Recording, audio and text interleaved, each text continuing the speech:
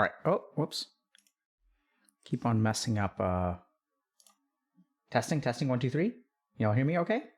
Alrighty. Hey, thanks for the gifted subs, Zilly Billy. Appreciate it, friend. So welcome, everyone, to another Healthy Gamer GG stream. My name is Alok Kanoja. I'm a psychiatrist practicing in Boston. Just a reminder that everything we discuss today on stream is intended to be for educational purposes only, and nothing is intended to be taken as medical advice. So, oh wow, level 5 hype train. Thank you guys very much. Much appreciated. So apologies for the kind of delay. Did I already do the disclaimer? I forget. Anyway, we'll just do it again. So just a reminder that everything we discuss today is intended to be for educational purposes only, and nothing is intended to be taken as medical advice. This is going to be especially true today because we're actually going to talk about a couple of medical things. So I highly recommend that y'all see your actual provider, like your doctor, and talk to them about it. So, Groundhog Day? Okay. Sorry. It's been, dude, chat, I gotta tell you, it's been a long week. So we're working on one of our super secret projects, which we're done with now. Went pretty well. But I didn't realize, how actually, fatiguing it was until, it kind of hit me, an hour or two ago. I will not leak it. And we probably won't hear anything. Actually, you guys may not hear about anything about it for a year or two, TBH. But can't leak this one. But so was kind of tired. Thankfully, we got done a little bit early with the project, so I'm around today. We weren't planning on streaming today, so this is sort of just I got some time, and I don't have any patients scheduled or anything like that, so I figured we'll just come and hang out with chat for a little while. And so I was also just kind of thinking but it kind of hit me that I'm sort of tired today. So I didn't feel, we didn't really have an interview lined up or anything like that. So I figured we'd just kind of hang out a little bit today if y'all are cool with that. And what I actually sort of felt like doing is not really answering too many Reddit posts, but I'm kind of in the lecturing mood. Sometimes when I'm a little bit pooped and I haven't done anything in a while, I just sort of want to go blah blah at y'all. So what I'd actually like to do is do 3 things that are a little bit more in depth today. We had a really interesting post on our subreddit about why I get motivated at night and lose all my motivation in the morning, but at night I get this burst of motivation before I go to bed. And so I think that's a really cool topic. And we're going to talk, we're just going to talk about it, okay? Because the truth is we don't truly understand why that is. But there are a lot of things that we understand from neuroscience, the application of neuroscience and psychology that maybe will help y'all understand why that happens to you. So we're going to talk about that. We also had a cool post about, let me just see. We had a cool post about, someone sort of, the honest guide to getting your question answered on stream, which I think brings up a lot of really good topics of discussion. So we're going to talk a little bit about that. And then the last thing that we're going to do, or maybe this first thing that we're going to do, is so recently, as you guys know, I've been working with Evil Geniuses, and over the last 2 or 3 years, we've worked with lots of esports orgs. And so I wanted to share with y'all a little bit about some of the more medical style work that I've done with a lot of people. So it's not really I'm their doctor, but sometimes just hanging around them, I will realize particular things and will sort of recommend that they actually go see a doctor. And there are a lot of things that I think a lot of gamers and basically young people don't realize that they're medical issues that are actually part of the problem with a lot of things like motivation and low energy and not being able to focus. So if we look at things like depression, anxiety, and ADHD, there's actually a differential diagnosis. You may not be depressed. There may be actually an organic, or not organic in terms of biological cause for your attentional problems that are not actually attention deficit hyperactivity disorder. And so we're going to actually review a couple of lab tests that I think that are I kind of do as routine maintenance on my patients, which I think everyone should kind of be educated about. So we're going to just talk a little bit about like, these are things that you should actually go to your doctor. And like, if you have attentional problems, if you have executive function problems, we'll define what all that stuff is. If you have trouble like with your focus, if you have trouble with memory, if you have trouble with energy fatigue, there's a decent chance actually, like we'll even do a little bit of statistics at the end. And you guys may be surprised at how prevalent some of these conditions are. There's a decent chance that part of the problem is like actually like biological in nature. You may actually have a physiologic problem, which you can actually get like treatment for and correct. So we'll do that. So let's go ahead. So I just thought like, I don't feel like answering like 1,000 questions today. And so I was thinking that today we'd do something that's like a little bit more in depth. And so what we'll talk about a little bit about is like, like I mentioned, so we're going to talk about sort of differential diagnosis and essentially like a few lab tests or evaluations that basically like every gamer or even young person should get, especially because like young people don't think that anything is wrong with them, right? And then like you've lived with this problem your entire life, so you don't even like it's normal for you and you don't even realize that there's treatment out there. So if you guys are okay with that, because I'm just, that's what I feel like doing today. So we'll do things that are maybe like a little bit more in depth. So the first thing, let's start with a Reddit post. So do you want your question answered by Dr. K on stream? The honest guide. So step number 1, make a clickbait title. Have your problem be on the extreme end of the spectrum. Nothing short of spectacular will do.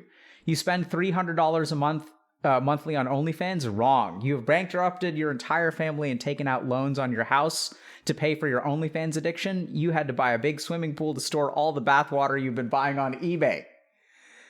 Have your problem be in either of these, let's upvote, either of these 3 categories that are approved of as Twitch and meme bait. Be a sex addict, aka OnlyFans addiction, have extreme beliefs about women, aka incel, fail to date or be in a healthy relationship to a spectacular and humoristic level. This is me poking a bit of fun, but something I feel is an evolving problem. Over the last year, the content have gone from being relatable levels of problems to only extreme and bizarre problems gets highlighted. I do accept that some people have these extreme problems and they sure deserve help too, but I thought the goal of AoE healing and are the streams hitting the most people when aimed at the end of the bell curve instead of the middle. I can't help to feel that these posts get handpicked for being sensational with the goal of being good entertainment to watch while eating popcorn and not aimed to help as many as possible. At the same time, maybe luring in as many people into the community with popcorn-friendly content is the best way to help as many people as possible. If you got this far, bravo, your attention span is excellent. Would love to hear some discussion in the comments. Right? So, the other thing that we can add is what about making a post that is critical and will create drama? Does that increase your chances of getting viewed on stream? So, like I said, I kind of feel like lecturing today because I'm feeling like a little bit philosophical, but I think this person brings up a lot of problems, which frankly we struggle with on a daily basis. And I love actually talking about this stuff. So I'm going to just kind of like freestyle and share with y'all a little bit about what our dilemma is and how we approach like what we pick. And I think it's cool because there's like stuff going on the internet, which we fall victim to as well. And we like are kind of aware of, but it's really fascinating. So let's just talk about how we pick stuff on the internet. Okay. So the first thing is that like, if we're trying to help the most, so this is I'm genuinely asking y'all, okay? So I'm going to share the conclusions that we've come to at Healthy Gamer, but I'm not saying by any means we're right. I'm saying these are the conclusions that we came to. And if you have a better solution, by all means, please let us know. Like, because this is a serious, what, is this a bug? Or is that? Yeah, it's a bug. Scoot along, little homie. Scoot along. There you go. All right. Stay off the iPad. All right. So, like, here's the problem, right? So, like, if you think about making content on the internet, we can make, like, the most useful content in the world. It can be, like, super, super in-depth. And, like, it can be aiming to help, like, a lot of people, like, goes into a lot of detail, really kind of digs in deep. And then it's a little bit unclear, like whether that will actually do well. Okay. So like, I'll give you guys just an example. So let's take a look at,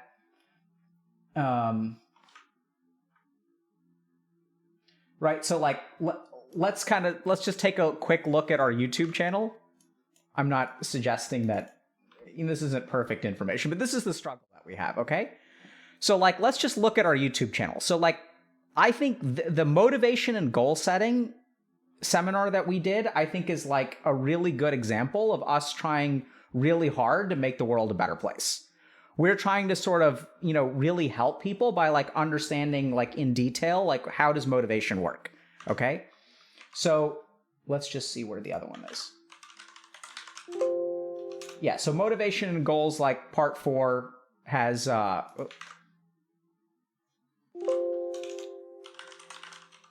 motivation, like, has 20,000 views. Like, let's see the next one. So this one was like uploaded 2 weeks ago, like has 36,000 views. This one was uploaded like a month ago, has like 81,000 views. This one has 100,000 views, right?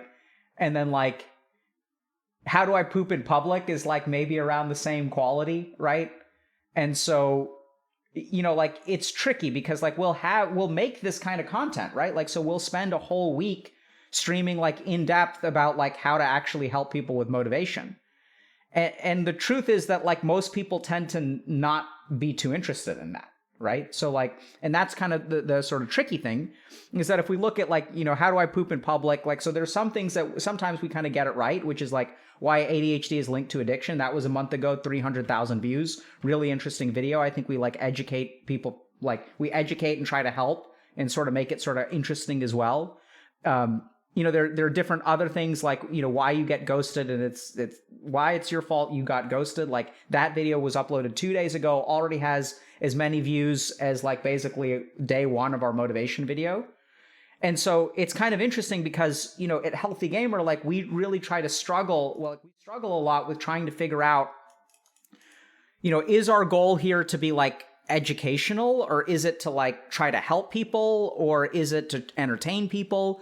One of the things that I struggle with is, let's say I make a video that's 90% entertaining and has like brings 10% value versus a video that has 10% entertainment and 90% value. Like, I think that's a good example of like the motivation series, right? And we kind of did that. And that was like metrics wise, like one of our worst weeks in like the history of Healthy Gamer.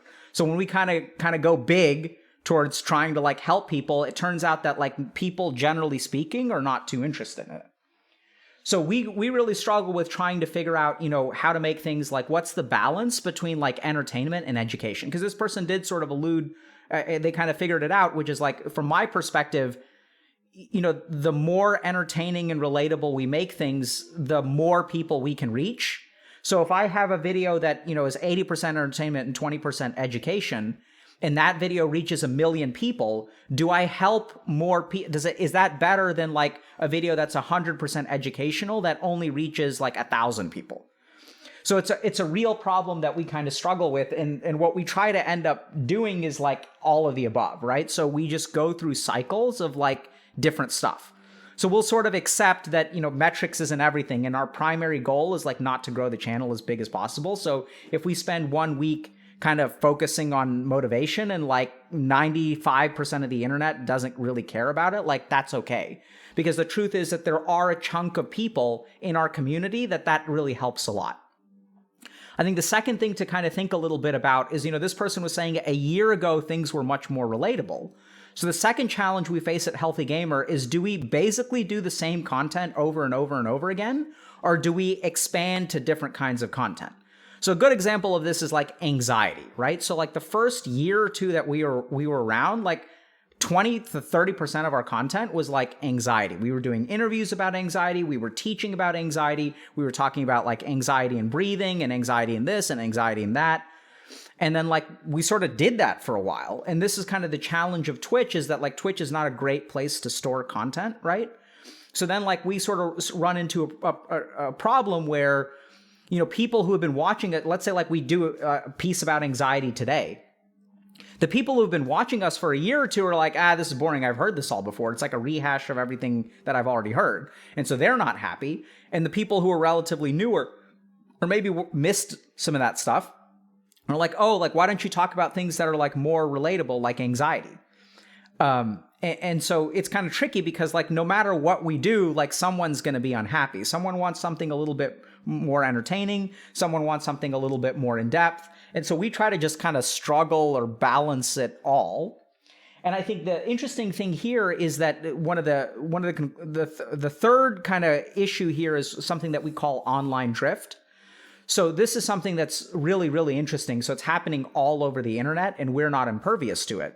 So part of what we try to do at Healthy Gamer is like give people what they want, right? So we're like trying to figure out, it's not like I wake up and I say like, hey, today I'm going to just talk about this because this is what I think is important. We're really here, what I really view myself as and what we view ourselves as is we are a resource for the digital generation relating to mental health things. So our compass actually comes from y'all. So the question is like, what do y'all want? What is important to you? And that's what we'll actually go and do, right? So case in point, I actually really appreciate and love posts like this on our subreddit because it helps us understand like what we could be doing better. And so the challenge with that is that like, so if we make so this person kind of mentioned like OnlyFans, right? So if we make one video about OnlyFans and that video does really, really well, then what's going to happen is like people who resonate with the video are then going to post their follow-up questions, right? We're going to see a lot of different views and we're going to see like, oh, like people will say things like, this is like really helpful to me. Like, thank you so much for posting this. We see 5 more posts pop up about OnlyFans because we made one video about it. People got excited. They wanted to engage in discussion. They engage in discussion, which is fantastic. That's exactly what we're here for, right? We're here to help people with like pornography addiction or OnlyFans stuff or parasocial relationships or whatever.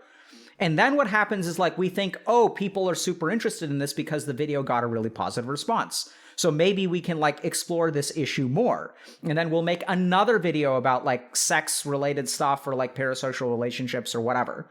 And so then what you'll see over time is kind of this like online drift towards like more and more extreme stuff because we did the basic video. Let's do an advanced video. Let's do an even more advanced video. Let's do a super in-depth video. And so there's this kind of perception that we're like going to the extreme. And this is actually happening. This online drift is happening all over the internet, right? And what's happening is like almost this cosmic internet-wide, what I would call middle child syndrome. So there's like this thing in psychiatry that's sort of true. I mean, it isn't really true, but the idea is there that the middle child kind of gets screwed. The oldest child is sort of like golden child. They're the only kid there. Everyone pays attention to them, like, because they're the only kid, right? And then the second child gets born and they get some attention. And then the third child shows up and they're the youngest. They're the baby. Everyone kind of like fawns on them. So you've got the oldest child kind of trailblazing at the front. And you've got the youngest child getting pampered at the back. And like the middle child, the person in the middle, sort of gets forgotten, right? And they kind of get like left behind. And this is what we're seeing on a cosmic level on the internet, right? So we're seeing like radicalization of all dimensions. So we're seeing like political radicalization. We're seeing like radicalization between different kinds of gamers, right? We're seeing radicalization even between Twitch streamers, like where like the people who are fans of this Twitch streamer, the stans of this Twitch streamer, will go and fight with the stans of the other streamer. And it's like, 30 years ago, like the Outsiders kind of thing where you've got these two different gangs and then like, we're going to go have a war on this subreddit on this particular day. And it's like everyone suit up, like, let's go and battle, right? We also see this in terms of like, romance and dating where you've got like kind of the incel red pill kind of crowd. And sometimes the incel and red pill crowd fights against each other. And on the flip side of the spectrum, you also have like forever alone and female dating strategy, and which is like kind of like female red pill, I guess. I'm sorry, I don't really know too much about it. I don't mean to offend anyone. And so we're seeing radicalization all over the place. So the other interesting thing about that is that like, part of the reason this is happening is because people who held views that kind of got tempered by, forcing you to interact with like people within your community. Now, if you hold like a view that's like quite rare within like the 100 people that you know in real life, on the internet, you can meet a group of people that will share that view. And then if you guys create an echo chamber and y'all all like talk to each other about this echo chamber kind of stuff, then what happens is you end up like going further and further and further like down the path, right? And then you believe that this is reality because everyone that you talk to has this same shared experience. And so this online drift is a huge problem on the internet. And I think that all the content aggregation platforms are like a big part of it. I don't really blame them for it because, you know, the goal of the content aggregation platform is to give you what you're interested in, right? They're like thousands or not thousands, billions of posts on the internet. And so like, you know, you'll have a website like Reddit or Facebook or YouTube that will sort of try to recommend things to you that you may like. And so as the content algorithm like recommends things to you that you like let's say that you're, you know, like a big fan of Jordan Peterson versus like you're a huge, you know, new age feminist. I don't even know what that means. Just you're a feminist. You're going to get recommended down different trajectories in YouTube. And so there's no there's no crossing of like the divide of beliefs. And so this kind of online drift is an example of like, we suffer from this too, right? And like, this is how we suffer from it. We're aware of it. Like, we're not really sure how to navigate it, because how do we know, okay, is this a case of online drift? Or, and this is what I suspect specifically about OnlyFans, is that these parasocial relationships and like pornographic addiction problems are far more prevalent than we ever really realized, because these problems are evolving. So 5 years ago, the relationship that people had to pornography and the relationship that they have to OnlyFans now has like changed a lot, right? And part of the reason that we try to focus on it, like personally, like I think the reason we focus on it is because I do think it's actually a much bigger problem than people realize. I do suspect that the prevalence is way higher than people realize.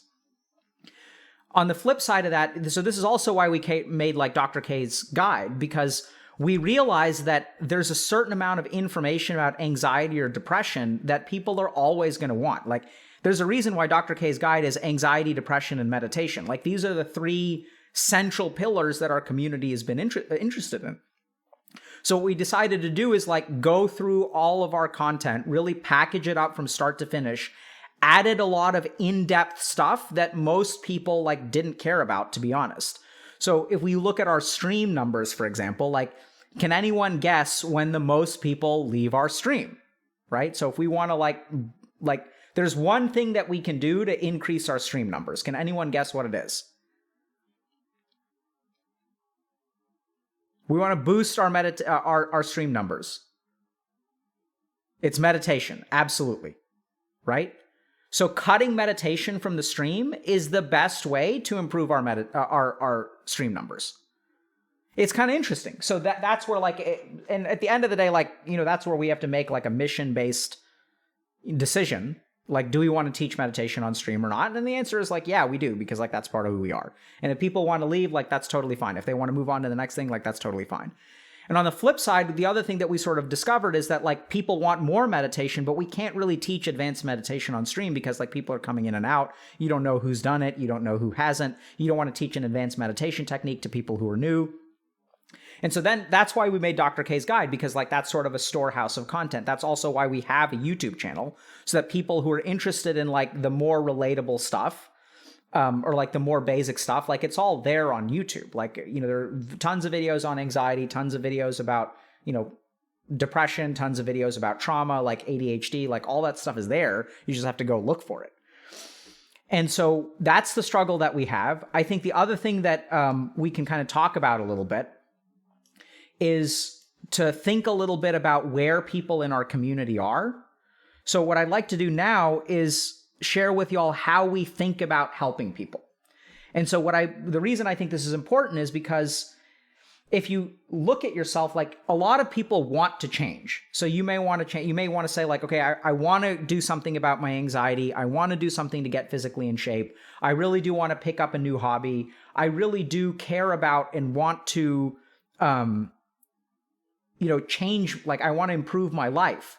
But when it comes down to it, oftentimes we just don't, right? So there are a lot of people in our community who want to change, but they just find it very, very hard to actually start changing. And this has a big part of our how we design content as well. So there are a lot of people who, let's say, don't realize they need to change. And then over here, there are also people who want change but don't actually change. And then there are people who are like ready to change. Like, yeah, like I really do, like I've made up my mind.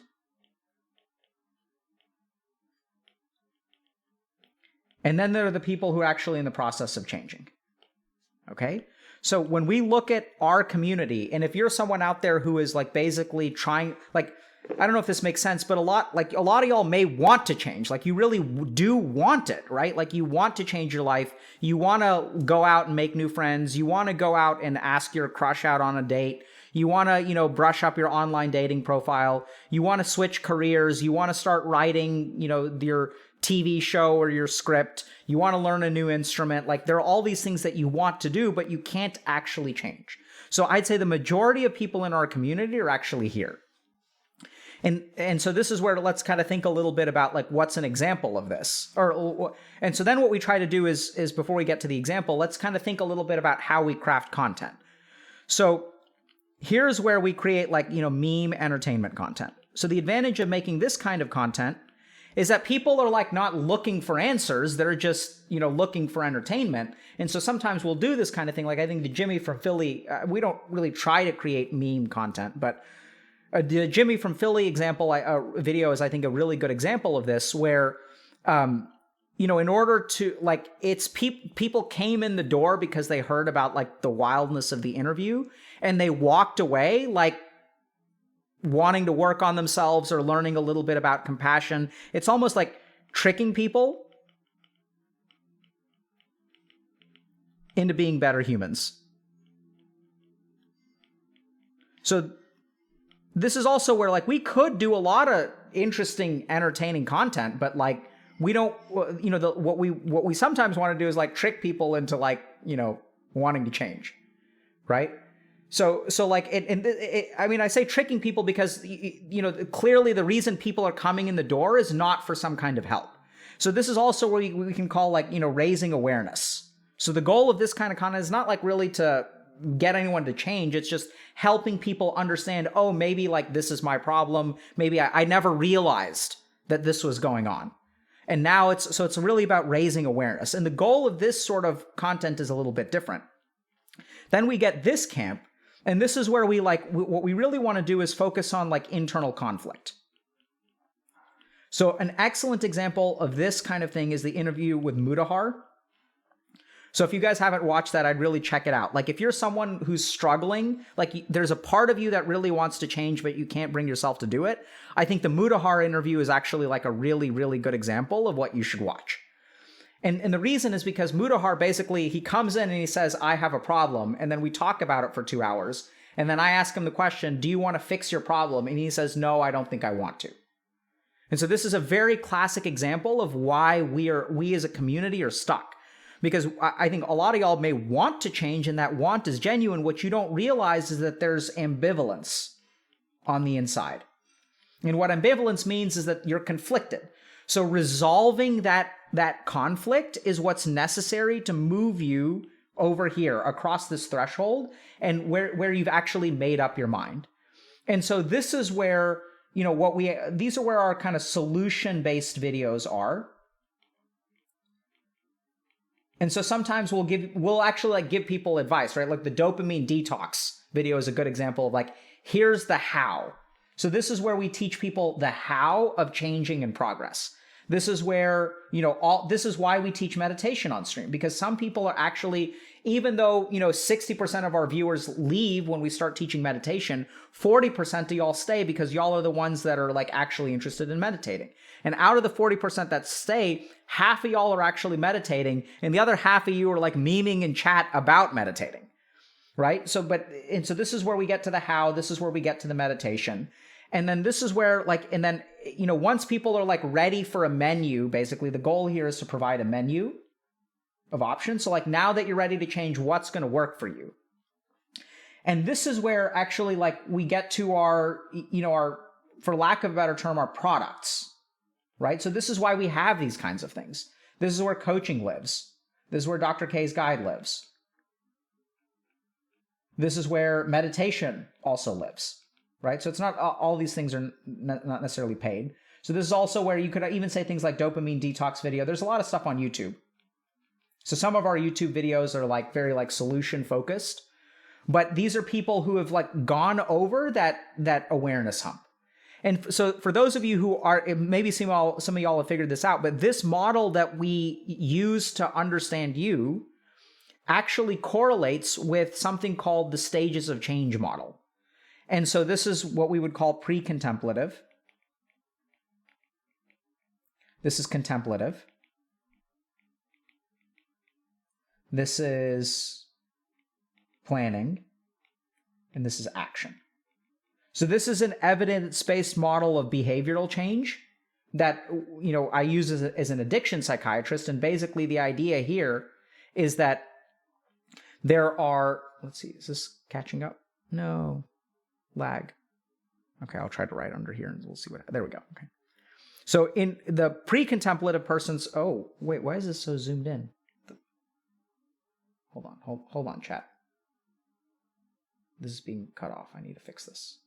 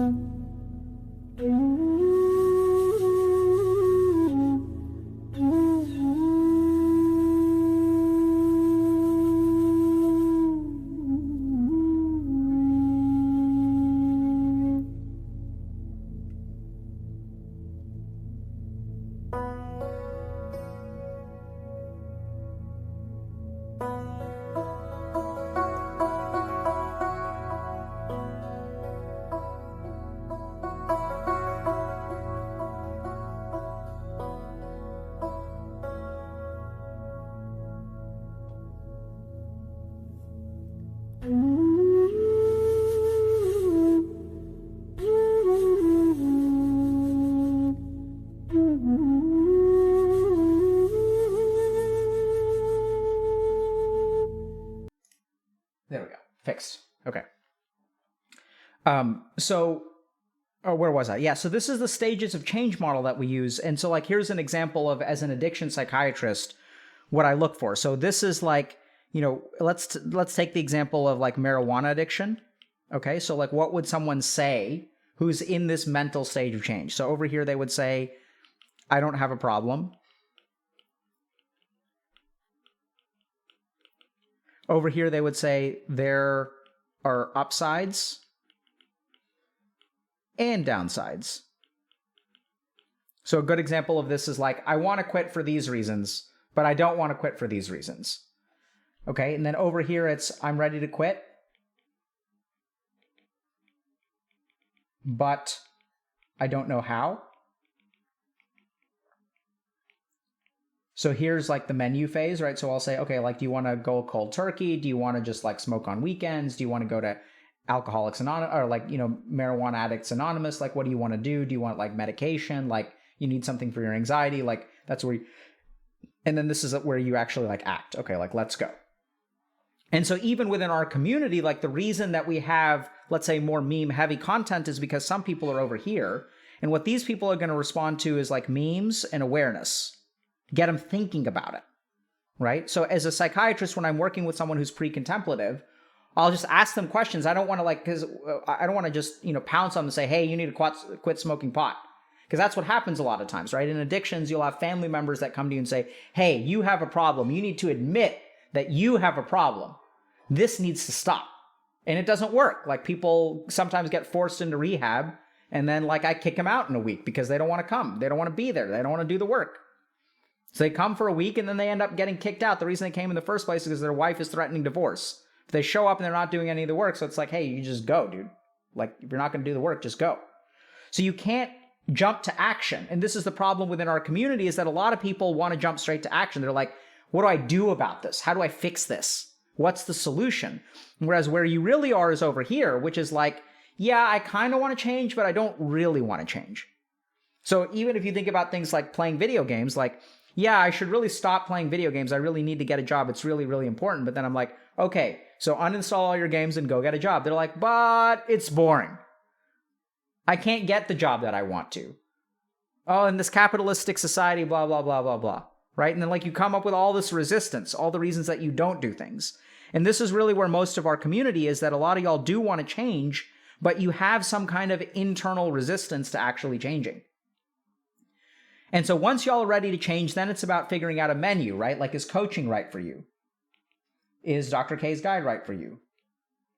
Is just YouTube and Twitch right for you? Like, is going to therapy right for you? Right? Like, do you want to do it? Do you want to DIY? Do you want help? Do you want our help? Do you need someone else's help? Do you have like a clinical problem? Like, what's going on here? And then as we sort of work through those things, then we end up acting, right? Oh, I tried Dr. K's guide. It actually didn't help me that much. Coaching wasn't for me. Or what we hear more often is, I've tried going to a therapist and it didn't help.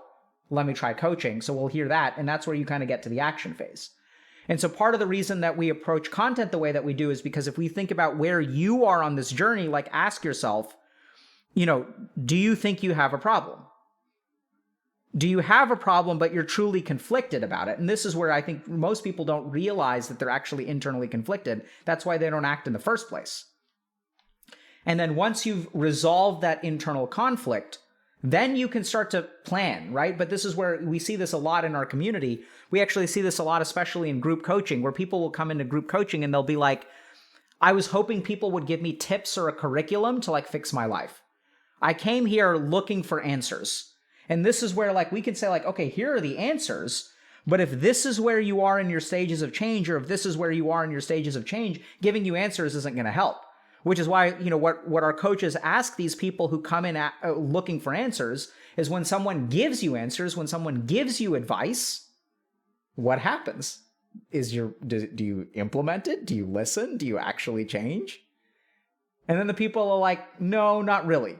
And that's why they actually have to go here and do the actual work of coaching. So this is why group coaching is important, because everyone is looking for answers. And if you look at blogs, right, blogs will tell you like exactly what to do. Like, you can read about exactly what to do. I can tell you, wake up every day at 6 a.m., work out for an hour, meditate, have a smoothie for breakfast, work on your resume, apply to a couple of jobs, and then like do your work from 12 to 8, go for a walk in the evening, play games for an hour, and lights out by 10.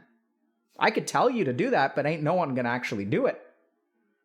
And so this is where, that's our approach, is to kind of like help people with their motivation, not to give solutions, because we don't know what solution, like some random coach on the internet isn't going to know what solution works for you. Like, we'll get there. We have to get to know you, but it's really working on motivation. So we try to design content to address all of these different things, right? Sometimes we have interviews that end up over here. Sometimes we have interviews where the person has conflict. Sometimes we even have interviews. So we had an interview with a guy with complex PTSD. I think that's what he said his diagnosis was. And he was like, can I ever be fully healed? That's a really interesting interview as well. And I kind of laid out for him, okay, here's the process of like how you overcome complex PTSD from start to finish. And so some people are ready for that. Not everyone is ready for that. Some people don't even realize that they have complex PTSD or that they've been traumatized. So that's kind of how we approach things. And if y'all are trying to figure out, okay, like what's right for me, why can't I change despite wanting to change?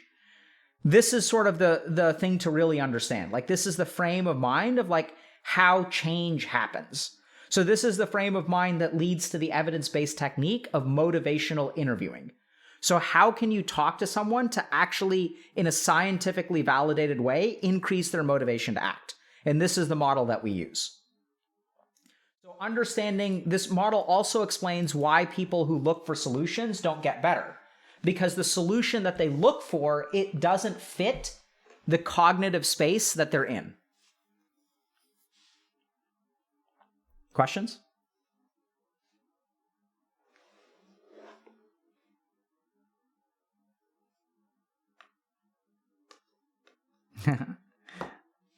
Okay. So, next up. Yeah, I can repeat that. So part of the reason so if you're someone who wants to change, but you find yourself being unable to change, and you end up looking for solutions, right? You look for this, let me do a dopamine detox. Let me start eating keto. Let me just do this thing and then all my life will be fixed.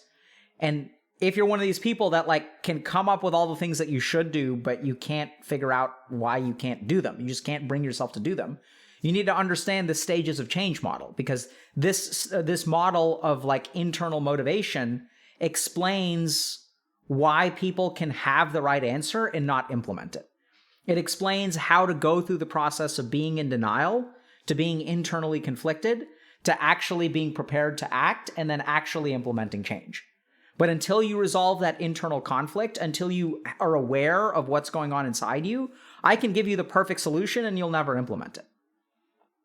And so what we try to do here at Healthy Gamer is actually like structure our interviews, structure our questions, structure our lectures to try to hit each of these dimensions so that we can help everyone along the spectrum. The real challenge is that, like, I would say 75% of people out there are in the contemplative stage, which means their main problem is internal conflict. There's a part of me that does, and there's a part of me that doesn't. Can we do this to ourselves? You can absolutely do it to yourself. In fact, most human beings do it to themselves. Right? Most human beings find their internal motivation over a long and painful process. The advantage of, what we try to do is accelerate that process. So, I guess there may be theoretically cases of people who wouldn't be able to do it on their own. But what we really try to do, like our emphasis at Healthy Gamer is like, y'all can't wait. Like, there's a real cost if you spend 3 years figuring this stuff out. So we try to accelerate the process. Right? We can guide you. Like, that's the whole point of like, anyone can start at the age of 15 and like discover a lot of mathematics. Like, you can discover all that stuff on your own. But depending on how much you get taught, like you can, you learn the basic stuff that is already known so much faster. And then you can like discover like mathematics that has never been discovered before. So that's what we really try to do. Is there a world in... Okay, so Dr. K, in regards specifically on cannabis, is there a world in that daily controlled use of cannabis can be helping with no negative side effect? Am I addicted, or is this substance helping me for real? So that's a good question. So let's take a quick look at this question. As it relates to cannabis use, is there a world in which I can use cannabis every day and have no negative side effect? Am I addicted, or is this substance helping me? And I think the biggest thing you need to do is stop using the word or. It's and, okay? So is there a world in which there's daily controlled use that has no negative side effect? I would say no. So you can use, is it helping you? Sure. But is it going to have a negative side effect? Almost undoubtedly. So that's where, like, when we think about the, medical use of cannabis, it's not about no negative side effect. It's about the benefits outweighing the harm. So I'll give you guys just like an actual example of like clinical cases of when I recommend cannabis use. So the number one reason I will recommend cannabis use is to reduce the dependence on prescription opioids. So opioid addiction is far more damaging, in my opinion, than like some amount of cannabis use. So there are studies that show that if you are addicted to opioids, first of all, it's very impairing, causes a ton of suffering. People are in a lot of pain. They use a lot of opioids. They're mentally impaired. They can't work. They can't drive. They're super constipated. People are stealing their pain meds. It causes all kinds of problems. Narcotic addiction is super bad. There's an opioid epidemic. People are like overdosing all the time. So in a harm reduction strategy, adding cannabis can sometimes clinically be a good idea because it reduces their dependence on opioids. Now, would I recommend that people stay on cannabis and opioids for the rest of their life? No, I think that's a step along your path, right? And ideally, you should be free from all substances. And so can it help you? Sure. Like, can cannabis have positive effects on anxiety? Like, absolutely. And can you become chemically dependent on it? Absolutely. There are also prescription medications, like clonazepam is a good example, that can be very effective for anxiety and have people having like a chemical dependence on it, which is unhealthy. So I think it's all about risk versus benefit, and that's why you should have a conversation with your actual doctor to figure out, okay, where am I on the spectrum? But my gut instinct is that 70 to 80% of people who use cannabis use it in an unhealthy manner, and it probably is like more about like addiction as opposed to being therapeutic. And that's especially like basically all the people that I know that use cannabis in a relatively healthy way are the ones that use it rarely, basically, right? Like if it's like something you use like every 2 or 3 months, like then it's almost certainly like not addictive because you just can't be addicted at that point. Right. So, and then this is where like, you know, if you're listening to this video and the idea of using marijuana once every 2 to 3 months creates a lot of resistance in you, then you may have a problem. Right. So.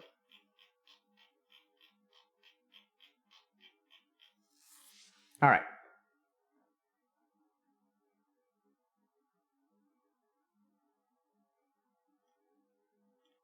Okay. So one person is saying, I think there's a lot of value in talking about neuroanatomy and neurobiology. You mentioned before you were afraid of losing people by going into too much depth. I think people gravitate to Healthy Gamer because it talks about things other channels don't in more detail. I completely agree with you. That's why I'm going to lecture today. So I'm just going to go for the neurobiology today. So we're going to teach a lot about medicine, science, and I'm not going to hold back. I actually literally had a conversation this morning with part of our team at Healthy Gamer about like, I think one of our problems is that we sort of, in a sense, cater to the lowest common denominator. And I think that one of the mistakes that I make is like underestimating what this audience is capable of understanding.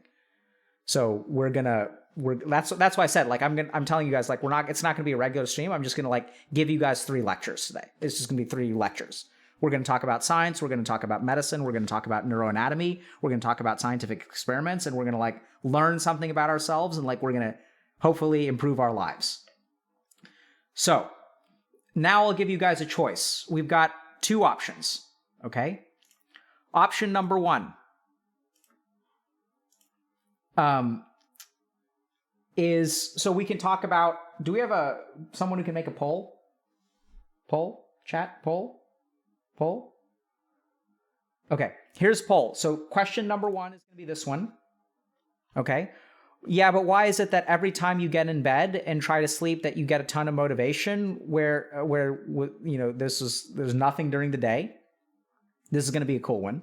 So we're going to like approach this from a multidisciplinary fashion. We're going to talk about psychology. We're going to talk about spirituality. We're going to talk about neuroscience.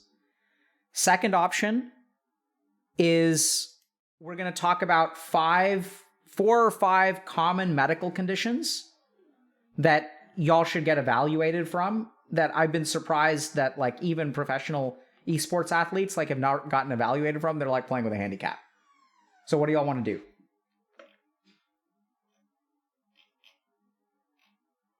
We're going to do both, but which one first? Okay, I'm seeing more people want 2. Okay, here we go. Vote, chat, vote.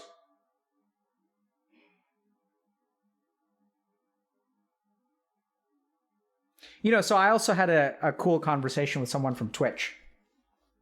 And we were talking about, you know, why we chose to stream on Twitch instead of like use these other platforms.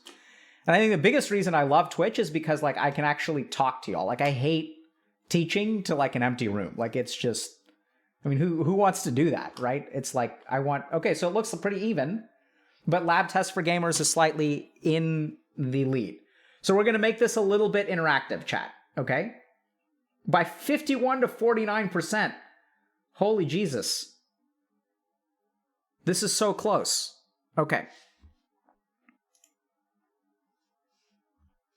But 420, it's a 9 vote more. Oh, no. No, no, chat, don't do it. Oh, no, it's 464. No, you guys are trolling me. Okay, 492 to 490. No, it's 511. Oh, 525. No, chat. Stop, I was about to start. 556 to 554. Okay, we're going to stop voting in 3 seconds. 3, 2, 1, go. Okay, 590 to 578. It is Lab Tests for Gamers. Okay? Lab Tests for Gamers. Stop the count. Stop the count, chat. Stop the count. Don't steal the election, chat. Don't steal the election. Okay. We'll do both, so don't sweat. Okay. So here's the first thing. Okay, lab test. Okay. So what we're going to do, damn it. I'm getting confused. Okay. So here's what we're going to do. I'm going to give you guys a constellation of symptoms. And then you guys let me know like whether this applies to you, okay? Problems with motivation. Problems with memory. Problems with executive function. So this is the ability to plan and implement long-term tasks, as well as delay gratification. Problems with attention. Problems with verbal fluency. Difficulty learning. Problems with psychomotor efficiency. So this kind of means, like, you could say feeling sluggish, okay? So this is part of what we're going to do. So next up, we have fatigue, weight gain, cold intolerance, constipation, dry skin, muscle aches, and menstrual irregularities. Okay. And then over here, we've also got anxiety, diarrhea, weak muscles.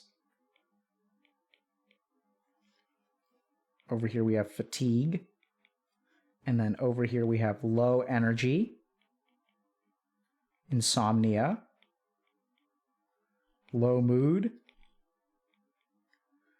low motivation, low enjoyment. And then lastly, we've got, let's say, fatigue, quick to anger,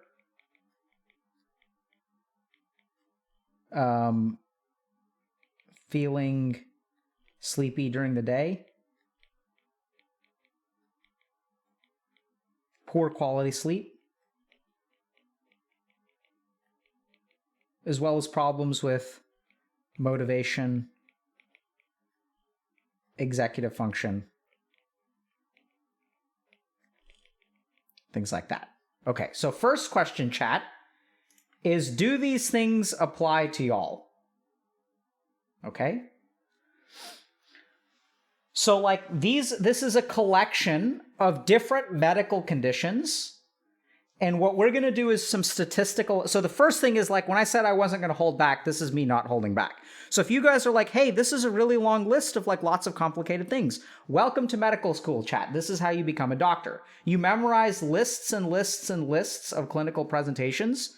And then there's also like lab testing and figuring out what treatments are and stuff like that. But these are the things these are the constellations of symptoms, okay? So the first thing is, like, who wants to guess? Like, what is category 1? Anyone know? What's your guess for category 1? Okay, good. So someone's guessing ADHD.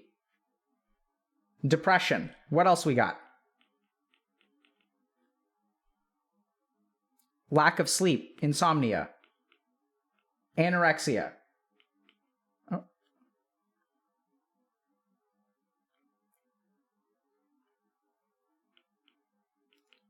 What a vitamin deficiency. Which vitamin, chat? We're in med school now. This is Twitch School of Medicine. Welcome, everyone. Dyslexia. Lupus. Vitamin D deficiency. Vitamin B12 deficiency. Right? Okay, so cool, chat. This is so good. Like, look at all of these things that could be here. Thiamine deficiency, good. Someone's like actually in medical school. Vitamin C deficiency. Autism. Okay, guess what, chat? All of these are wrong. This is type 2 diabetes. So what percentage of y'all are overweight? This is the consequence of insulin resistance. and high blood sugar.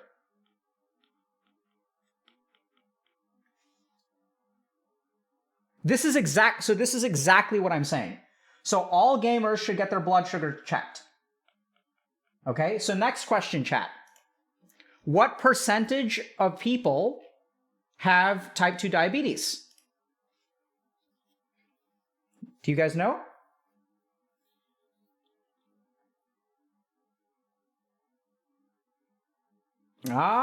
See, now the answers are all over the place. So this is 10%, which means that 9 out of 10 people are going to be healthy. And this is going to be important. This is going to come up next, okay? So just because you're overweight, you may have some degree of insulin resistance. You may have some degree of like high blood sugar. You may have some of these symptoms. But what we're really talking about is 10% of people have type 2 diabetes, okay? Next up, let's try again. So fatigue, weight gain, cold intolerance, constipation, dry skin, muscle aches, and menstrual irregularities. What do y'all think this is? I think it's globally. Okay, someone's talking about anemia. Hypothyroidism. POTS. Oh my God. Anxiety. Chat. Depression. IBS. Crohn's. Okay, so like, look, chat, listen to me. Listen to me. So a lot of these are really good answers. Pregnant. That's good. So, that's good. I'm glad someone mentioned pregnancy. So one of the key things I learned in medical school is pregnancy is the one diagnosis you can never afford to forget about.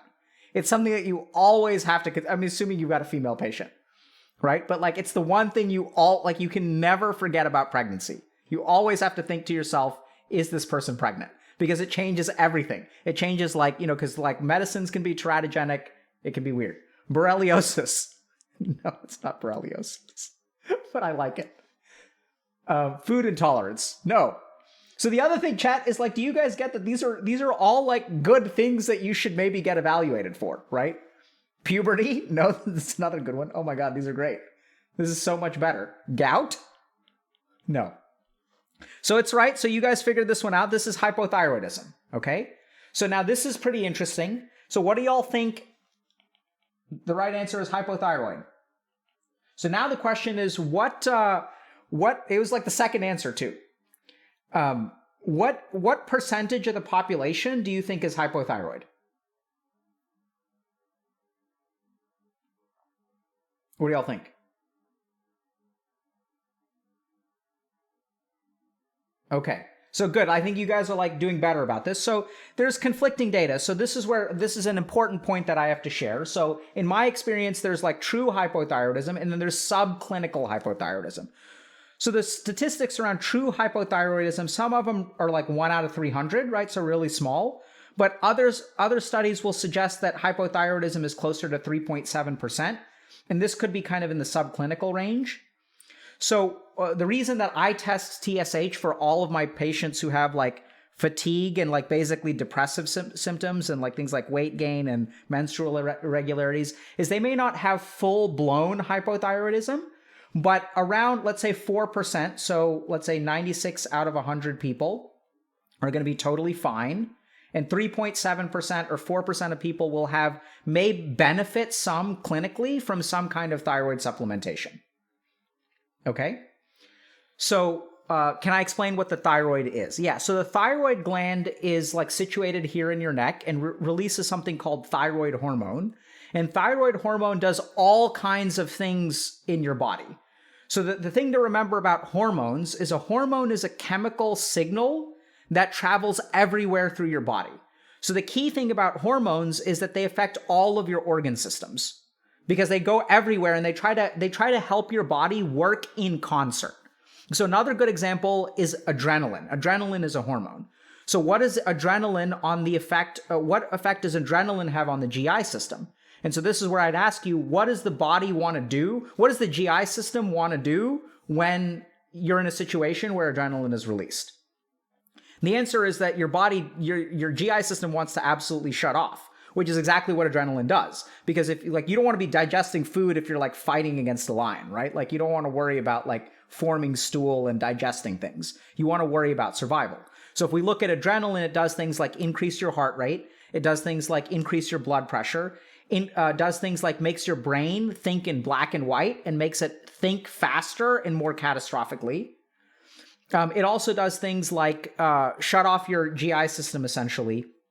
You know, like all of like the slow stuff, like the rest and digest functions of your brain, like it doesn't want to mess with any of that stuff. It does things like vasodilate, you know, the blood vessels that go to your lungs, increases your respiratory rate. So hormones are chemical compounds that travel throughout your body, and essentially they coordinate all of the body's response. They coordinate all of the different organ systems to sort of succeed at doing one thing.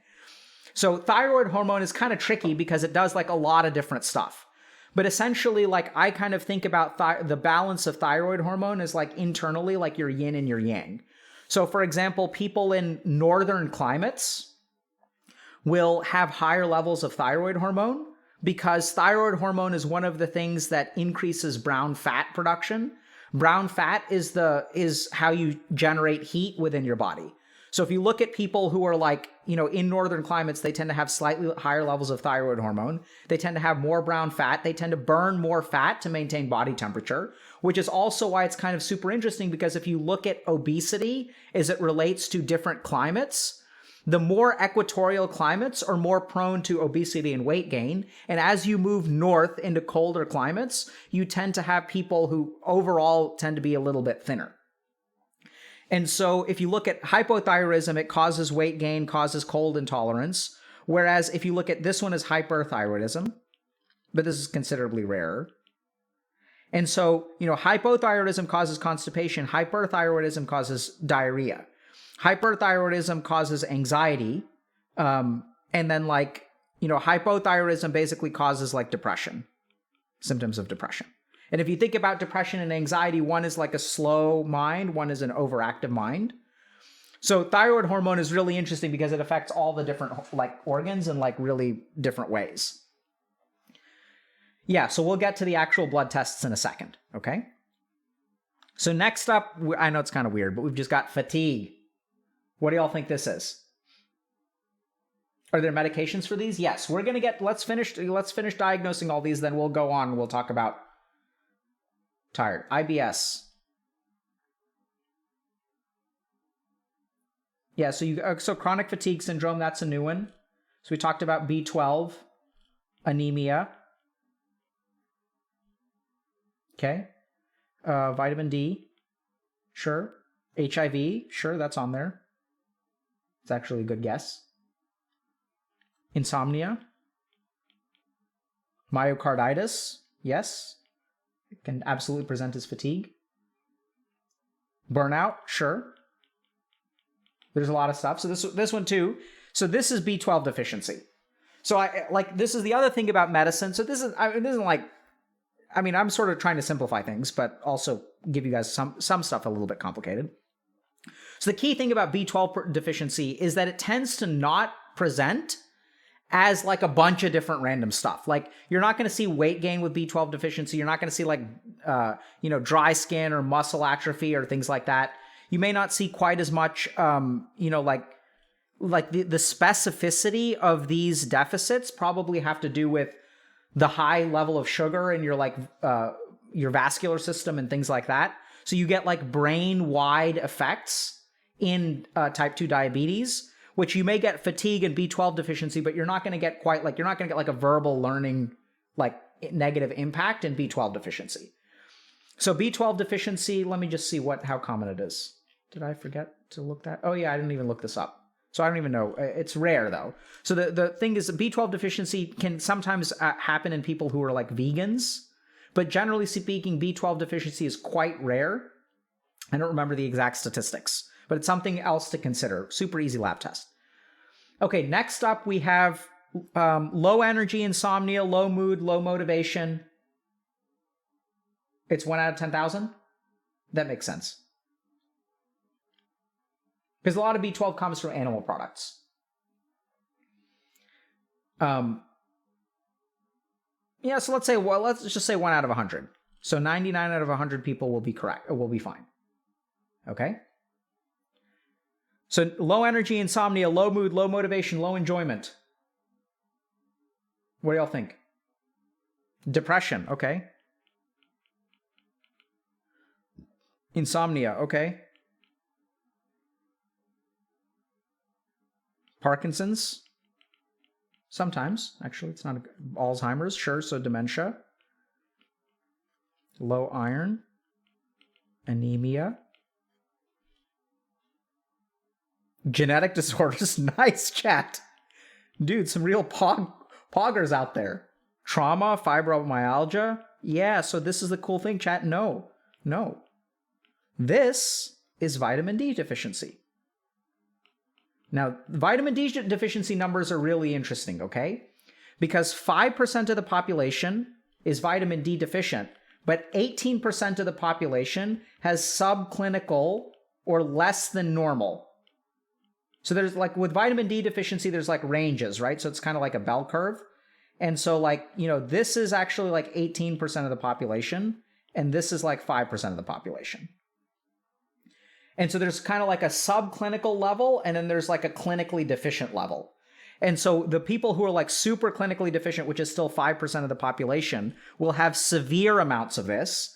And about 20% of the population, by the way, I think maybe that the 18% number has something to do with using the internets and playing video games and not going outside. You think maybe it has something to do with watching the Twitch? What do you think? Right? So what this means is, let's say that 80 out of 100 people don't have to worry about this. Okay? So what I really like about this is that you guys are picking up on a lot of different stuff, right? Like y'all could have any one of these things, right? Like chat, you could be pregnant. Like you may have gout. It's not something I was expecting, right? So anemia is another big one. I actually didn't even include anemia on the list. It was on my other list, but I thought that would be covering too many things, right? So you could have all these things. I mean, or any of these things that people are tossing out. I didn't even talk about. So the other thing, there's a spoiler alert, by the way. I don't know if you guys got this, but none of these are mental illnesses.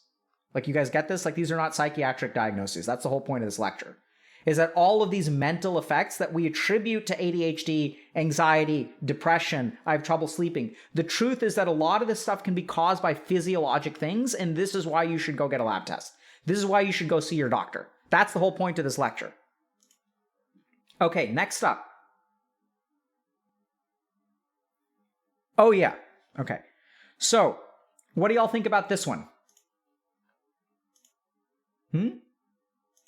What do you guys think? Fatigue, quick to anger, feeling sleepy during the day, poor quality sleep, problems with motivation, and problems with executive dysfunction, malnutrition, apnea, bipolar. Okay, chlamydia is, I'm not even going to put that. Gaming addiction, ADHD, alcoholism. So we already have apnea here, so we can say insomnia, sure. Protein deficiency, marijuana use. Yeah, so like this is the thing, right? So I want you guys to really pay attention to all of the things that you guys are talking about that are mental. So this one is sleep apnea. So someone got it. Good job. Okay? So I don't think I even remembered. I don't have the prevalence of sleep apnea. What's the prevalence of sleep apnea? Epidemiology. Here we go. Okay, so this is interesting. So 15 to 30%, this is staggering in North America, in men. And about 10 to 15% in women. So this means that 80, let's just call it 80 out of 100 people will be totally fine. We didn't even get to anemia. So anemia also causes fatigue, primarily weakness. You'll see like pale skin. Can sometimes cause like GI problems. Right? And anemia is pretty common too. So let's see what the prevalence of anemia is. Okay, what's the prevalence of anemia? Can someone find out for me? Let me look real quick.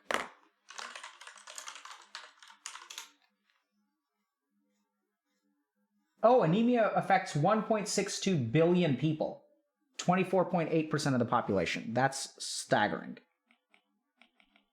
So we're saying that about 75 out of 100 people are fine with this, okay? So that's globally, though. I suspect that in developed countries, the prevalence is somewhat lower.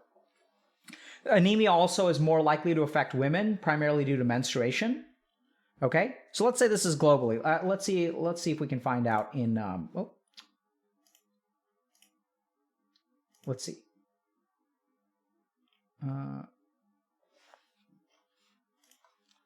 In the U.S.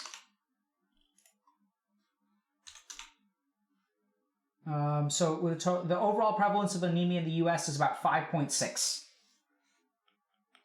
But I don't know if you guys know this, but not everyone in chat is from the United States. Staggering. Or a developed country. Okay? So, here's the big takeaway. I want you guys to pay attention to like everyone who thought like, oh, this is ADHD, this is anxiety, this is insomnia. Oh, Dr. K, how do I find motivation? How do I find this? How do I find that? You know, like these are the like everyone's like, oh, I'm depressed, I'm anxious. The truth is that there's a physiologic likelihood of all of these things actually happening, okay?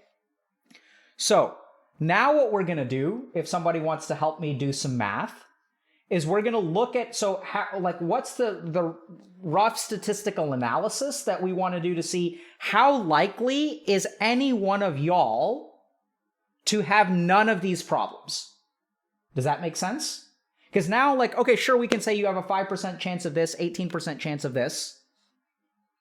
And how do we kind of do this calculation, right? So what we have to do is we have to multiply 9/10 for our first condition by 96 times 96 over 100 for our next condition times 99 over 100 times, let's use the subclinical number because that's what I think is actually really important in this population, 80 over 100 times, was that 80 over 100 again? Yeah. 80 over 100 times, and then you guys can decide whether we want to do 95 over 100. So who can do this for me? Right, so 9 times 9.6 times 9.9 times 8, or 0.8. Sorry, hold on. 0.9, 0.9, 0.9. What is this? It's 52%? Okay, so I want you guys to think about this. 52% of people have none of this, which means that any given person out there has a 48% chance of having one of these problems. Do you guys get that? So it doesn't matter. Right now, there are 4,335 people watching the stream. We may upload it to YouTube at that point. So if you're watching on YouTube, I want you to look at the total number of views that the video has, cut that number in half, and that is the number of people who watch this video who has one of these conditions, according to a rough statistical analysis. Do you guys get that? Like, this is huge. This is gigantic. And so if y'all have these problems, if you have difficulty with motivation, if you have difficulty with anhedonia, the inability to experience pleasure, if you feel tired during the day, if you feel weak, if you feel like you have difficulty with your memory, if you have difficulty planning and executing actions, following through is what executive function basically means. If you're constipated, if you have insomnia, if you're quick to anger, if you feel weak during the day, if you're a noob when you play Dota, you may have one of these conditions, right? So we're talking about type 2 diabetes, which can absolutely impair your negative function. Type 2 diabetes is really fascinating. So when you have a high level of insulin resistance, as you have a high level of insulin resistance, insulin is the hormone that causes your cells to take up blood sugar, right? So you remove blood sugar from the bloodstream, it goes into the cell, gets either used by the cell or stored as fat. So when you're resistant to insulin, it increases the amount of blood sugar traveling through your body. The unfortunate thing is that high levels of blood sugar traveling in your bloodstream is very, very bad for you. It causes all kinds of vascular damage because your blood vessels are not designed to have high levels of sugar like floating through them for a long time. So there are studies on type 2 diabetes which show that after 18 years of being a type 2 diabetic, you'll have all kinds of these like pro-dementia, like you'll lose limbs and things like that. Like, I'm not kidding. It's not an exaggeration. But then people started to wonder, okay, what about, is it a long-term effect? Or let's look at a shorter time span. So another study looked at 4 years. So if I'm type 2 diabetic for 4 years, what kind of cognitive impact do I get? Turns out it's actually quite bad. Now, you won't get dementia, but there'll be a lot of like temporary cognitive effects that will happen while like your blood sugar is high. And then people even did studies that were cross-sectional. And for those of you who don't know what that means, it just looks at a single point in time. So we take 1,000 people and we measure their blood sugar and then we measure their cognitive capabilities, and they still found impairment. No long-term effects, just one, like a cross-section of young people. Actually, there may be some long-term damage in there because we don't know how long those people had high blood sugar levels. But I think the population was like, young adults. So it's not even long-term effects, but even temporary effects of blood sugar are quite bad. Okay? So type 2 diabetes is like super prevalent, 10% of the population. Then we move on to, other things like hypothyroidism, I think is a really good example of like a super silent problem that gets missed a lot, especially like the subclinical hypothyroidism, where they're not blatantly hypothyroid. They're not like, their hair isn't falling out and things like that. That's what happens when your thyroid level's super low.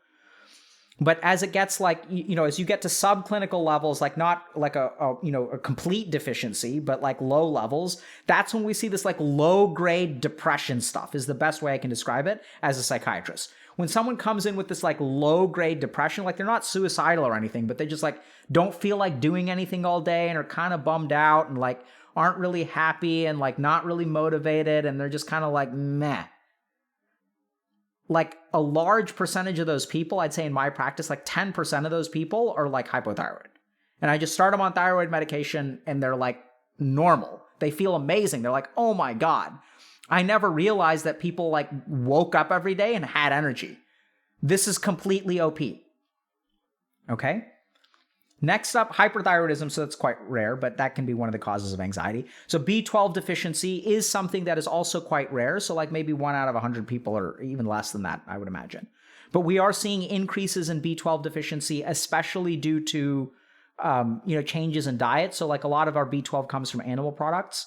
There are some autoimmune conditions which can also cause B12 deficiency, which I want to say I've seen more recently. I don't know if it's actually like on the rise. It's still something that's super easy to get checked, so just get it checked. And by the way, what you guys want to check in thyroid level is TSH.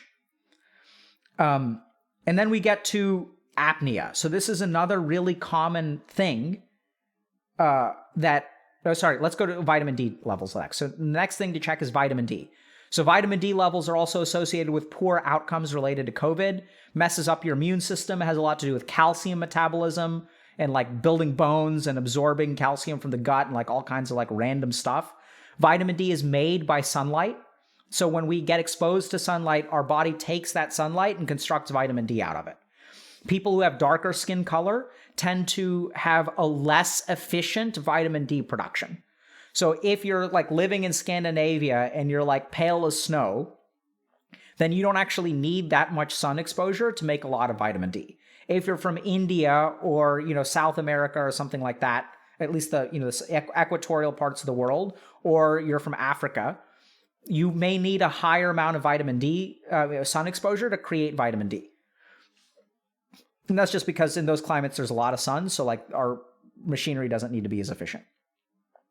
Next up, we've got sleep apnea. This is the silent, real problem, okay? So there isn't a there's not like a blood test for sleep apnea. What you have to do is a sleep study. But the good news is that most sleep apnea is like, you can kind of get through a good diagnostic threshold through an interview. So like if you snore, if you have like a thick neck, I know it sounds kind of weird, but people who are overweight, people who snore a lot, people who have a thick neck, they can actually have sleep apnea. And in men, it's like 15 to 30% of men have this. That's like, it's nuts. And sleep apnea is basically like, imagine playing a video game where you never get to like rest, right? Play Dark Souls without ever using a bonfire. And if you play Dark Souls without ever using a bonfire, that is what living life with sleep apnea is like. You never get back to 100%. And so sleep apnea is one of the most, the problem is that people can function. Like, people are awesome, right? Like, you are a Chad at Dark Souls and you're so awesome and you're so skilled, but boy, is the game like super hard. Like, life is just hard when you have sleep apnea. You can hold a job, you can kind of study, but like, it just doesn't, like, your brain is like a colander and knowledge just leaks out of it, right? It just doesn't store things. You feel tired all the time. You get sleepy. You're like kind of yawning all day and like pounding like coffee and stuff like that. And then you fall asleep at night and then like you wake up and you don't feel rested. So you can discover a lot of this stuff in a clinical interview, which is why you guys should go see a doctor. And you can do a sleep study. Then if you get on a CPAP, which is a continuous positive airway pressure machine, it'll prevent you from being apneic and you'll wake up and you'll feel rested in the morning, which is also like super OP. The ability to feel rested. If y'all don't feel rested in the morning, you're living life on hard mode. Anemia is the next one. So anemia is a good example. Like, so sometimes women are sometimes more prone to it because they menstruate. But anyone can be anemic. Generally speaking, in developed countries, it tends to be like lower because we have high consumption of like meat intake and other sources of like healthy iron. So anemia is an iron deficiency or a lack of red blood cells in your body. So blood cells are like literally carry oxygen to all of the different parts of your body. So it's basically like your fuel delivery system. And so what that means when you're anemic is that like your body is not getting enough fuel to function properly. So people feel super tired. They feel like weak and things like that. So everyone, nowadays is like, oh, I feel owned, right? Like I'm just owned today. Like I don't feel like doing anything. There's a lot of physiologic things that can contribute to this. And this is something I've learned the hard way, is like a lot of these people in esports, like they have these problems too. So I want you guys to think about this. Unless you think about your favorite team and like ask yourself, do these people have a team doctor? When was the last time they saw a doctor? When was the last time they had a blood test? Because if the answer was like, it was 5 years ago, there's like a 48% chance that they have one of these problems. That is a staggering, it's not a perfect way to look at statistics because, you can have more than one and things like that. And some people are, and so like, it's staggering. Like 48% of people will have one of these problems. So 48% of like people in chat will potentially have one of these problems. 48% of people who watch this video. So take the number of views, cut it in half, and that's how many people have these problems. It's crazy. So there's a lot of low-hanging fruit in terms of improving your life. Has nothing to do with 99% of what Dr. K talks about. Has nothing to do with finding your inner whatever. Has nothing to do with like stages of change. Has nothing to do with insomnia. Has nothing to do with depression. Nothing to do with anxiety. Nothing to do with like samskars. Nothing to do with meditation. Meditation ain't gonna fix this, by the way. It has nothing to do with any of this stuff. It's physiologic. And what I want you all to appreciate is when I show you the list of these symptoms, everyone's tossing out psychiatric diagnoses. Everyone is tossing out psychiatric diagnoses. Oh, it's ADHD, it's depression, it's anxiety. This is part of the problem with, I think, mental health in this country. Why is mental health getting worse despite the fact that medical science is advancing? It's because a lot of our mental health providers have no training in physical medicine. Think about that for a second, right? So the average psychologist or social worker gets trained in all kinds of stuff that we actually get less training in. They're actually really good at that kind of stuff. They actually get more training in psychotherapy than an MD does. But 48% of people that walk into their office will have one of these conditions. And generally speaking, when I think about the average therapist, I don't think they're writing lab slips, right? So it's like kind of problematic. Anyway, it's not really their responsibility because your primary care physician should be taking care of this stuff for you, right? So your GP or general practitioner, like your just run-of-the-mill doctor, should be evaluating for this stuff. But as a psychiatrist, I want to say that there's a staggering number of people who walk into my office thinking they have a mental health problem, and it turns out to be a physiologic problem. And then you just start them on the right medication, and it's like, they're fine. And sometimes it's not even medication, right? In the case of CPAP, it's like a machine. In the case of type 2 diabetes, it can be like dietary change and exercise. In the case of anemia, it can be dietary change. So you don't even need medication for this stuff. In the case of thyroid hormone, you usually need, medication for that. But questions? Is it okay to go to a psychiatrist? Yeah. So a psychiatrist is really the one that you should hold responsible if they miss something like this, to be honest, because they're the ones who actually get trained in it, right? So social workers and like psychologists aren't trained in physical differential diagnosis. They're trained in like psychiatric differential diagnosis, and they're really good at that. Do you need medication for subclinical hypothyroidism? You can. That's why you should talk to your doctor about it, right? So it really depends. If you're having symptoms, what I would sort of recommend, like I'll treat people with subclinical hypothyroidism with medication. Usually, I'll give it a shot.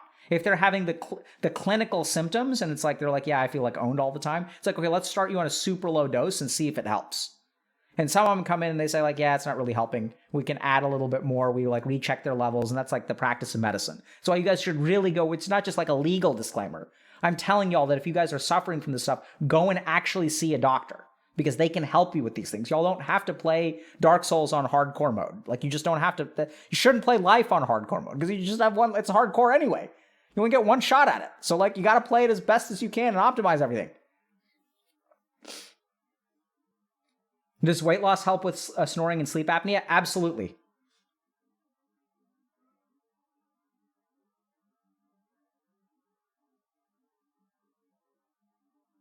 Okay. Yeah, but I'm a gamer, so that's a great point, Trig Etheridge. That's literally why we're doing this lecture. Being a gamer is no longer an excuse. You guys deserve better. This idea of the degenerate gamer is like the lowest common denominator that I also fall into, assuming like, the gamers, like they're not gonna go like do anything. They're gamers. There's just energy drinks and being no, like go outside. Like go see a doctor. Like you deserve better, dude. You can be a gamer. Like that's why we're healthy gamer. We're not like abstinence from gaming. We're like, just like go and see a doctor like one day out of the year. Go and do a 1 hour appointment with a doctor out of 365 days in the year. Go get it. You spend a second hour, like 15, 20 minutes getting a blood test. 15, 20 minutes talking to your doctor, getting a prescription for maybe like hyperthyroidism or hypothyroidism. Go pick it up, take your pill every day, and then play LOL for 8 hours a day. That's fine. Like, I'm just saying like use 2 or 3 hours over the entire year. And then continue being your degenerate gamer self. Like, that's all it takes. And then the cool thing is you'll be more motivated. So then, like, it'll be easier to stop playing whatever you're playing.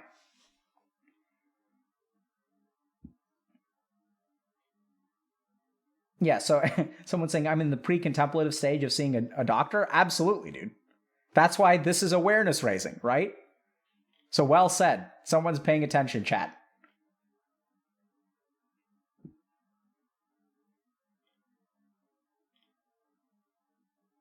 Yeah, encouraging everyday drug use while also maintaining other drugs like cannabis is bad every day? Absolutely, man. Because I know this is kind of weird. So people are like, oh, like he's encouraging drug use and like, but this is drugs. So I know this is kind of weird, but what I'm basing it on is this thing called science, right? Where we can do studies and we can take people who have sleep apnea, who are literally, for those of you who don't know what, I guess there isn't a medication for sleep apnea, so maybe it's a bad recommendation, a bad choice. But like the other thing about a lot of these is that you don't need medication for them, right? But like that's why we use science. Like we use science to evaluate objectively what is the crap that you're going to put in your mouth, like what is the pill you're going to take, and like what are the benefits and what are the hindrances. And so you should absolutely be scientific about it. I'm not just advocating it. I'm not saying all drugs are created equally. I'm not telling people to take like chemotherapy out here, right? Because chemotherapy is way more damaging than cannabis. And yet it is still sometimes an appropriate recommendation. So it's about like understanding science and understanding who you are. And instead of like some kind of resistance to like, it's a statement of resistance that I can advocate for some drugs and not advocate for others. Yes, that is like literally my job is people come to me And I will advocate for some drugs depending on their situation and say like, yeah, maybe you shouldn't take that. Right? It's like, if someone comes into my office and is hypothyroid, I'm not going to recommend that they take birth control. Right? Because it's like, especially if it's a dude, it's like, it's not going to help you. Drugs have their time and their place, and cannabis is included. We talked about that. There's a time and place for cannabis, but generally speaking, it tends to be used recreationally. So, do I have to quit smoking cannabis? See, there's a pre-contemplative statement. Do I have to? No, you don't have to. You don't have to. Like, no one's, I mean, like, I don't know what the legal situation is, where you live and where you are and what the availability is. It's just, you don't have to. The question is, like, what's it doing for you? And how is it hurting you? That's the real way, like, even when it comes to gaming, right? It's like, we're not saying you should be abstinent from all gaming. Like, I play games on stream. But I don't, today, instead of playing Dota, which I would love to do, because, by the way, there's a new hero, new patch, so it's very exciting. But it's like doing what's important, right? So, like, what's more important? Like, teaching chat that 48% of y'all may have one of these problems, or like playing one game of Dota? Because the cost is the same. It's 1 hour of my time. So no, I mean, no one has to give up marijuana. Like, I've had patients who are dying of like alcoholic liver disease, and they don't want to give up alcohol. Like, that, it's your choice, right? I'm not going to make you do it. I don't think it's the right one. Your kids will miss you, but it's like your choice. You're the one who has to decide what to put into your body. And I've seen this choice on the other end of the spectrum too, where like sometimes I'll have patients with schizophrenia and I like prescribe clozapine, and boy, is that a tough choice. It's a tough choice in the opposite direction. This is a medication that will cause you to gain 80 pounds. You will literally start drooling, and it will be hard for you to write poetry. The upside is that your delusions will stop. Your hallucinations will stop. You'll be able to like wake up at a decent hour on a daily basis and be able to interact with other human beings. And I've had some patients who are like, yeah, like I'd rather take the poetry and get hospitalized 4 times a year. And I've had other patients who are like, it's really sucks. I'm really sad. It sucks that I have to take this medication, but I think I want to stay out of the hospital and like be able to have a dog. Because when I go to the hospital, there's no one to take care of my dog. It's tough. It's really tough. So I think it's, but that's medicine and that's life. Like, I don't know that there's ever, an always good choice. The closest thing I can think of in terms of an intervention that works for just about every human being is meditation, which is precisely why I teach it at the end of like most streams. Okay?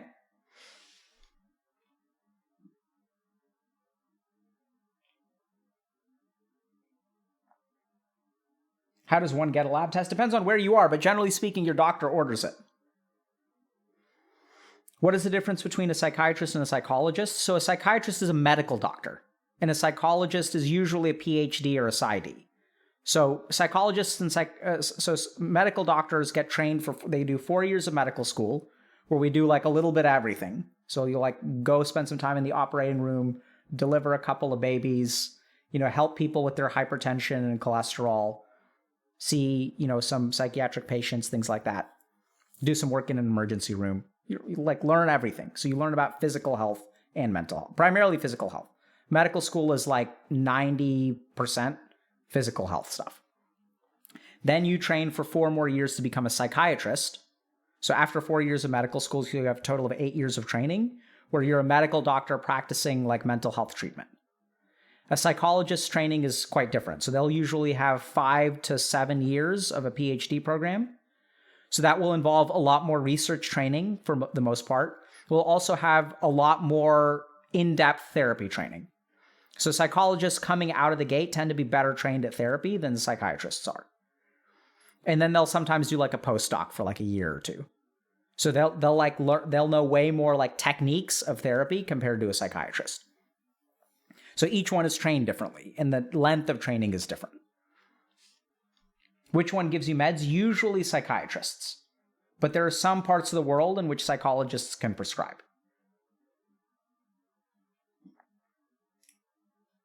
Okay.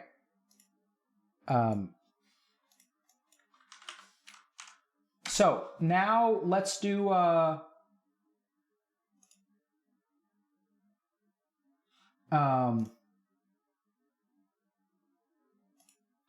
so people are asking about, do you want to talk about, so I'll give you guys a choice. Do we want to talk about why you get motivated at night, or people are asking about like TSH levels? Do you guys want to understand stuff about TSH?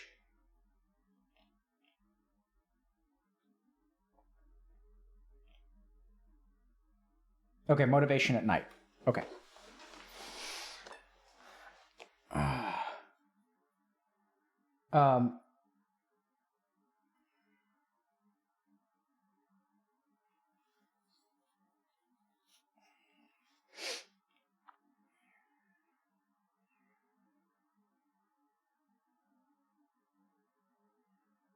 Okay, well, let me do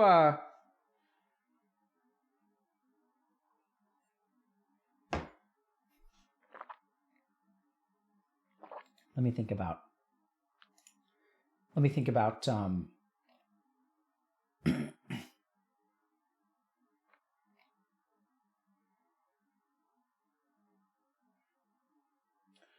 okay, we can do a quick, let's talk about, so TSH is yeah, you can have a little break. All right. let's take a like 60-second break. You guys okay with that? Get up, stretch your legs. Y'all want to do that? 60 seconds, okay? We'll just be like right back. Okay, I'll get some more water. Rest my voice.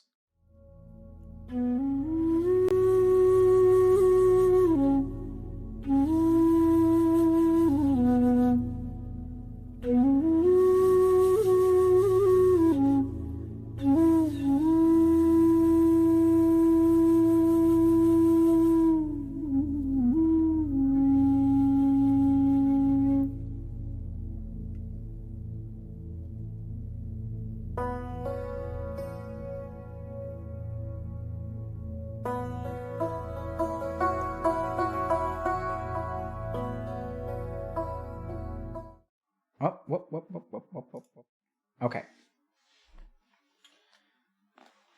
Next up. Maybe we should give people a minute. Okay.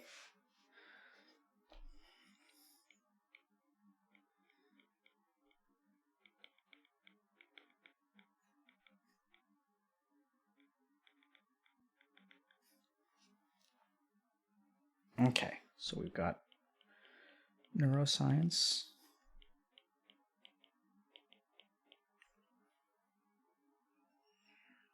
Okay.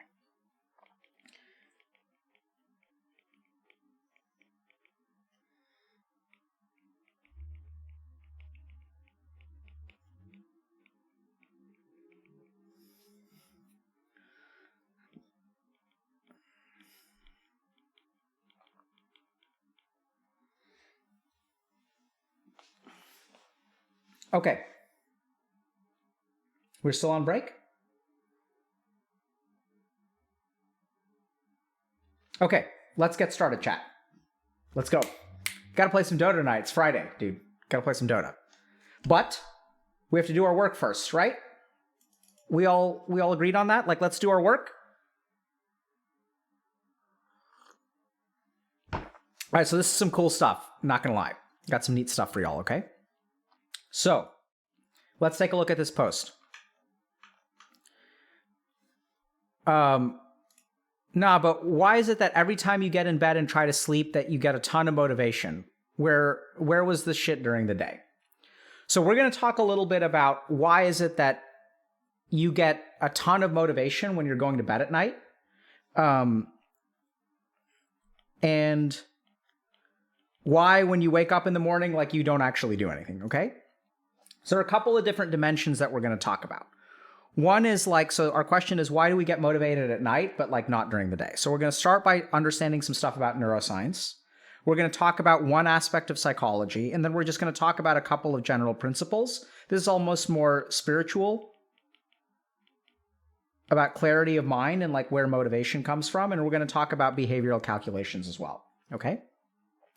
So the first thing to understand, I'm going to tell you guys about an experiment. Okay. So they took a bunch of mice, and what they were doing is trying to assess, there's a part of our brain called the nucleus accumbens. And the nucleus accumbens is the part of our brain that actually manages reward and behavior. Okay. So it's a very dopamine, it's like it's one of the dopamine circuits in the brain. So a lot of times people are talking about dopamine. Like dopamine is the reason that like I get addicted to video games. I need a detox off of dopamine. I'm in dopamine exhaustion. We talk about dopamine. Everyone talks about dopamine. Dopamine. So in the nucleus accumbens, there's dopamine. But the interesting thing is that all of this stuff has been oversimplified. So I'm going to add some complexity to it, but even I'm going to be oversimplifying. So they took a group of mice and they basically did a really interesting experiment where they injected different stuff into the nucleus accumbens of mice. So generally speaking, they took mice and they gave them two options of food. One is like a high carbohydrate, super tasty, like Twinkie pellet. It's basically like a pellet that's like a Twinkie. And the other is like a regular food. And they normally have to work a little bit harder. They have to like press a lever to get like the Twinkie versus like the kale salad, okay? So generally speaking, when you give mice this choice, what'll happen is they'll go for the Twinkie, they'll go for the high carbohydrate, nutrient dense food, and they'll eat it and they'll be happy little mice, fat little mice too. So what some researchers did is they injected a certain amount of dopamine blocker into the brains of these mice, okay? So we're gonna kind of go back to this for a second, and let's see what happened. So I'm going to have to figure out how to draw this. So let's say you've got a mouse.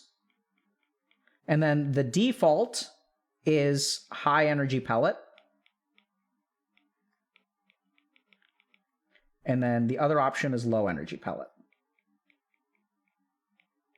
So normally, in the situation that our normal situation, let's call it blue. So normally a mouse goes this way, and they choose the high dopamine pellet, okay? So then what researchers did is they blocked dopamine in the nucleus accumbens. So in the nucleus accumbens of mice, they took a dopamine blocker and they blocked dopamine. And what they actually found when you block the action of dopamine in the nucleus accumbens is that mice will actually go this way. Okay? So if we block dopamine, that's because these are a little bit harder to get. The other way you can kind of think about it is that they have no preference for the high energy pellet over the low energy pellet. And then they did something really interesting. They took a third chemical, adenosine, and they actually blocked the action of adenosine in the nucleus accumbens. And what they found is that the mouse went back to the high energy pellet. Okay? So now we're going to talk a little bit because neuroscience is complicated, but most people who talk about dopamine don't talk about it in a complicated sense. So there's three states that we can kind of think of in terms of dopamine and adenosine. Okay? So let's just talk actually for a second about what adenosine is. So adenosine is essentially a waste product in the brain. So we have this like the fuel of our brain is something called ATP. And the waste product after we burn a molecule of ATP is to wind up with adenosine. And we know, adenosine does all kinds of stuff, so I'm oversimplifying things. But the other thing that we know is as the day goes on, so like if we think about, time of the day in adenosine, okay? What happens over time, as we go throughout our day, is adenosine slowly climbs. And then we go to sleep. And then what our brain does is clear adenosine from the brain, and then this is waking up. So as the day goes on, we increase in our adenosine. So what I would kind of say, and if we kind of think about dopamine for a second, okay? So when you wake up first thing in the morning and you feel really excited to play a game, so let's say this is dopamine, and let's say this is time. I'm super excited to play a game. I really want to play Dota. There's a new patch. The first game of Dota I play gives me a lot of dopamine, right? This is an oversimplification, but dopamine signal is a better way to put it. And then the more games of Dota I play, essentially my dopamine starts to go down. So this is why when you kind of look at like behavioral reinforcement, right? So this is why people will say like at the beginning of the day, like that's when you, like if you're productive at the beginning, you're going to have a good day. Whereas if you start playing video games, like it's a lot easier to do work for 2 hours and then start gaming than it is to play for 2 hours, stop, and then start doing work. So our dopamine, generally speaking, like we get more bored of crap by the end of the day. We're excited to do things. But by like 7 p.m., 8 p.m., you're like, if you've been playing games all day, you don't really feel like doing much, right? And then we go to sleep over here. And then we kind of wind up back here when we wake up, if we're lucky. So if we kind of look at it, there are kind of 3 states of dopamine and adenosine throughout the day. And remember, this is a waste product, right? So we can have high dopamine and low adenosine. So this is in the AM. We can have low dopamine and low adenosine. We'll get to this state in a second. Or what we can have is low dopamine and high adenosine, okay? And so if we kind of think about it, when we block, so this is a state where when we block dopamine and we still have adenosine, remember we end up going for the low energy pellet, right? So when we block adenosine as well, then we end up either going for both or we end up going for the high energy pellet. So you can almost think about adenosine and dopamine as having antagonistic properties. So adenosine will blunt the effect of dopamine, okay? So what is the dopamine counter? It is adenosine, okay? Is the dopamine counter. So you guys may wonder a little bit about this and why this actually works. So like, let me give you guys kind of like an example. So if you guys ever like studied, like let's say you've got a final the next day, right? What time do you usually start studying? If you're like me, you don't start studying first thing in the morning for the final the next day. You procrastinate until 2 p.m., 4 p.m. You're like dicking around. You're like, I should study, I should study, I should study. And then once, GG. Once 6 p.m. rolls around, you're kind of like, once 6 p.m. rolls around, you're kind of like, oh man, like it's somehow like easy, like as time goes on, you get like a little bit less distracted. And like then suddenly it's like easy for you to study, right? In the morning, it's actually like super hard for you to study, but almost as you get fatigued by like towards 4 p.m., 6 p.m., 7 p.m., it becomes like easier for you to start studying. And then you stay up all night, you pound caffeine, and then you kind of get into what I would call like the fatigue groove, for lack of a better term, okay? So like the fatigue groove is like when you're actually like really functional, but you're kind of tired. And in a weird way, you can get into this fatigue groove easier than you can like at the start of the day when it's so easy to get distracted. Does that sort of make sense? It's almost like games are more tempting at like noon than they are at like 6 p.m. or 7 p.m. And then like you kind of get tired and then it's sort of like you get into this weird fatigue groove. And what I'd call that fatigue groove is essentially this adenosine buildup throughout the day. So as like our day goes on, and we kind of think about it this way. So like, let's call dopamine green, okay? So dopamine kind of starts out high, easy to get distracted, video games. And then let's call adenosine yellow. And then like you kind of start adenosine over here. And then like this is sort of like 6 p.m. and this is when you start studying. And then you study all night, you're kind of fatigued. And then like when 7 a.m. rolls around, your exam is in an hour, and then you kick yourself, right? And you're like, man, if I had started like 4 hours earlier, 6 hours earlier, if I only started studying a little bit earlier, I could have gotten so much more. But it was so hard to study so much earlier. And I think part of that is adenosine. So it's interesting because our ability to get distracted by stuff. I'm sorry, I couldn't see this. So this is dopamine, this is adenosine. And then, so you start out with dopamine over here, high, and then over time it goes down. And then with adenosine, let's call it yellow. And then it increases, and then this is kind of your 6 p.m. switch where you start studying, okay? And this is also where like we can kind of think a little bit about night owls, right? So there's actually there are a lot of situations where we can see people are actually more productive like later in the day. And that may have something to do with like adenosine production in the brain. And so then the question becomes like, what's the relationship between these two things?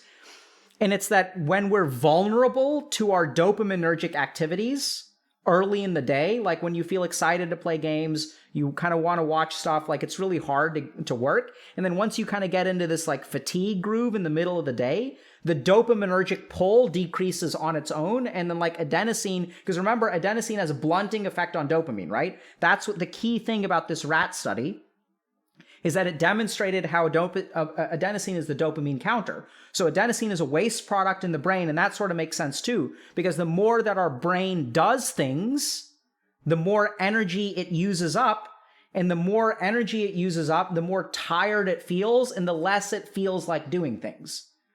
So since adenosine is the dopamine counter, as the day goes on, it blunts our ability to like respond to dopamine or be controlled by dopamine. And then we can start studying at like 6 p.m. after procrastinating all day. Okay, so that's the first thing. So the first reason why I think you can sometimes get motivated is because your motivation gets distracted by dopaminergic activities early in the day. And then as you start to get fatigued, like you don't feel like, the dopaminergic pull isn't there. You're not thinking about playing games anymore. You're not like, oh, I really want to do this, or this would be kind of fun. And so as all of the desires and the dopaminergic control starts to fade into the background because of elevated levels of adenosine, then like the deeper motivation can start to shine forth, because it's not just this dopaminergic crap anymore. Does that make sense? So that's one thing that has to do with neuroscience. So now let's talk a little bit about future discounting. So if we talk about, what the real problem is, motivation is a feeling and it increases at night, right? So motivation increases at night. But now here's the question. Does behavior increase at night? Right? So when you feel super motivated at night, do you engage in the behavior? Interesting, right? So when we go to bed at night, there's a really interesting thing about motivation, which is that there's no cost to motivation. So our motivation can like increase unchecked. It can spiral out of control. You're sitting there like late at night and you're thinking like, oh, tomorrow I'm going to do this. I'm going to do this. It's going to be great. It's going to be awesome. Like I have all of this motivation, and in our brain, there's no cost because you're not giving anything up. You're not actually doing anything. So it's like your motivation can like rise to epic proportions because there's no cost to the motivation. There's no balance to the motivation. Now, when you wake up the next morning, what's the situation the next AM? Now you have a choice. Motivation versus video game. So let's say that at night I think about, oh man, I'm going to write a novel.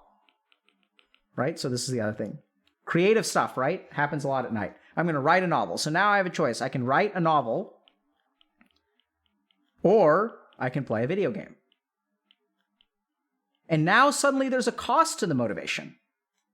Right? So if I write a novel for 1 hour, have I written a novel? No. Have I written 1% of a novel? No. There's no like cost benefit, like there's no like, what have I done in an hour? So my brain is sitting there and it's doing, this kind of goes back to this other calculation, like the behavioral calculation. And my brain is sitting there in the morning and it's thinking like, okay, if I like, can I write a novel now? No. Like, can I write a novel in an hour? No. Can I write a novel in 2 hours? No. Can I write a novel in 4 hours? No. So can I actually write the novel in the morning? No. Now, can I play a game in an hour? Yep. Can I get a little bit of that? Can I get that dopamine? Can I get me a little bit of that dopamine, please? Ma'am? Sir? Thank you. Yes, please, and thank you. Yeah, absolutely. Easy. Easy. So now when in the light of day, when you actually have the opportunity to engage in the behavior, there's an opportunity cost now. Because at night, there's no opportunity cost. So your motivation can just fly through the roof because it doesn't cost you anything. It's like free. Like and then you get more inspired and you think about how great it's going to be. I'm going to have this idea. I'm going to have that idea. Like this character is going to do this. We're going to do plot twist here. It's going to be like no one's going to realize what's going to happen. It's going to get picked up. There's going to be a bidding war between Netflix and HBO for my awesome new novel. It's going to be great. It's like Twilight meets Game of Thrones. It's going to be like the most epic thing since Harry Potter. It's going to be so awesome. There's no cost to any of it, right? And then come the light of day, now suddenly there's a cost. Like, Twilight meets Game of Thrones? Holy crap, that's going to take a lot of work. Like, how do I even do that? There are going to be different vampire houses. Like, what's up with that? How's that going to work? It's overwhelming. I don't know how to start. So let me just play a video game. At least that's easy. Easy. Let me just do this. So in your brain, you have this behavioral calculation. We've talked about the March and Dowd paper a lot, right? So if you guys remember that paper, it's also on our Discord and things like that. So there's a behavioral calculation that in the night doesn't, it's like an equation that only has one side of the equal sign. So the motivation goes out of control because there's no cost. But come the light of day, now suddenly there's a cost. It's like you're going to sleep at night and you're like, man, I'm going to wake up tomorrow. I'm going to work out first thing. And then you wake up tomorrow and it's like, am I going to work out right now? Because do you work out in the middle of the night? Like when you feel so motivated to write that novel, do you actually get up and write? Do you actually work out? No, you don't do any of those things. When the cost actually becomes part of the scale, so we've got, a set of scales, right? And then like the motivation is just, there's a ton of motivation over here, so it's easy because it's empty. So motivation, easy. But now we start adding a cost during the day, and then suddenly this is gone, and then our motivation goes up or whatever. This wins, and then it's GG. Okay? So next thing to consider. So there's like a future discounting problem. There's an opportunity cost problem. It's not really, the future discounting is another one of these principles where like our brain chooses, the reason I call it future discounting is because our brain chooses an immediate gain over an uncertain long-term gain. So like I can get some immediate satisfaction right now, but come the light of morning, like I don't actually know if anyone's ever going to bid war over this because I've been writing for an hour and it sucks. There's no plot twist. Like I can't, there's no, it's not successful after 1 hour. But if I play a game, it's like easy, done. So now what I want to talk a little bit about is almost what I would call spiritual. It's not really spiritual, but it's not scientific. And I think like the yogic folks like understood this stuff like a little bit better. And so what I'm going to talk about now about why, this is the third reason why motivation is higher at night is shower thoughts. Okay? So if you think about shower thoughts, like what's so interesting about the shower? Like when you're in the shower, you're in this kind of like state of consciousness where you're not really distracted. You can't be on your phone.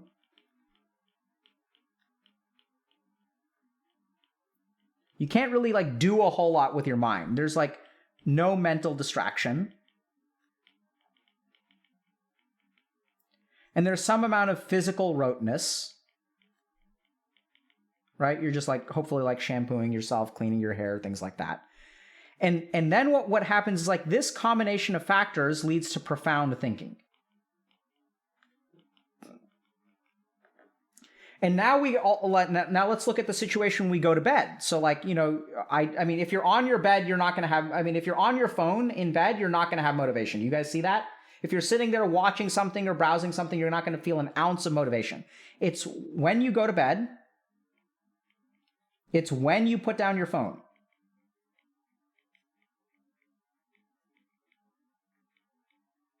There's nothing left to mentally distract you. So you're just sitting with yourself. There isn't necessarily like a physical roteness, but there is sort of like a physical pull or grounding, let's say. Maybe that's a better feeling, right? And so we see a very analogous situation to actually showering, and then we result in like motivation and thinking. Right? This is the situation in bed. And so the reason I call this kind of like spiritual in nature is because I think yoga, like the yogis and stuff were the ones that really looked at these different states of mind and figured out how do we cultivate this kind of state of mind.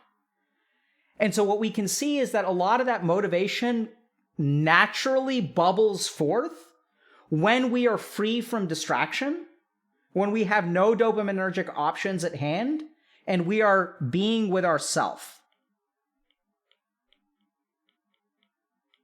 Right? So this is like a phrase that we use, where when you go for a walk in nature, when you shower, when you lay in bed at night. And the interesting thing is that even like technically someone else can be there. Like you can lay in bed with your partner or whatever. But as long as you guys aren't interacting, this state will come. So the reason I call it spiritual is because it's about like, this is the angle where I think about cultivating a particular state of consciousness. So if you want that kind of motivation to hit you in other parts of the day, we already have figured out showering, right? So this one is like, there's even like shower thoughts is a thing. We see it when we go to bed at night, but you can actually cultivate these states by walking in nature, by doing away with the dopaminergic distractions, right? Because at the end of the day, this is going to increase dopamine. Or like when you're on your phone, it's going to increase dopamine. When you play video games, it's going to increase dopamine.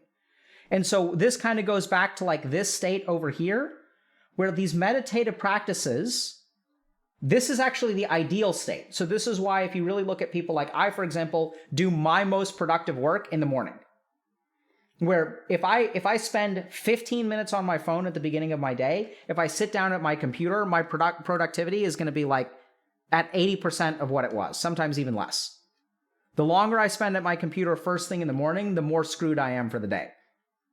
Whereas most of my like thinking, my high quality thinking happens before I hop on the dopamine train.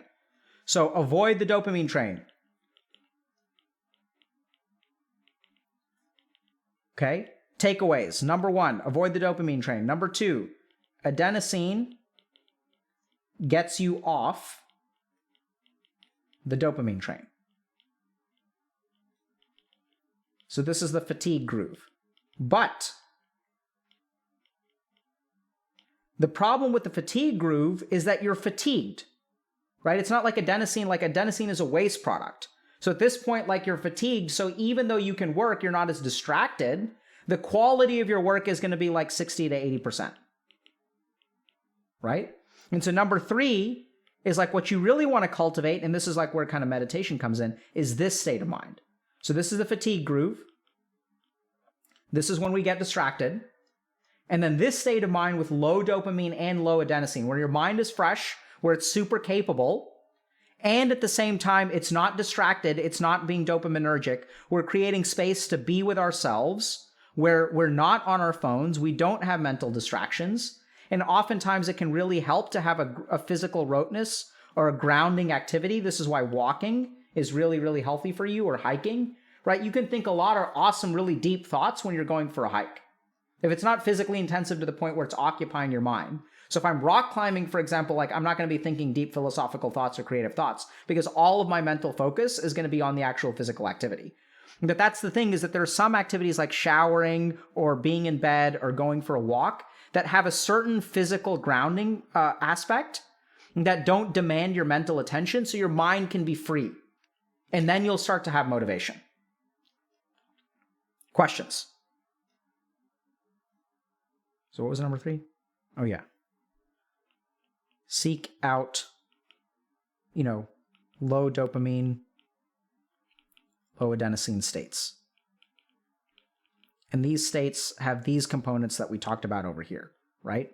Which is no dopamine, distractions, physical grounding, and what was the third one? Oh, yeah.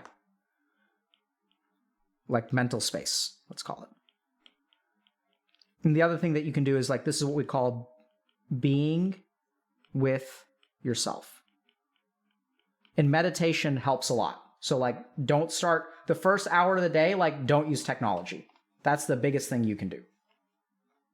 Questions?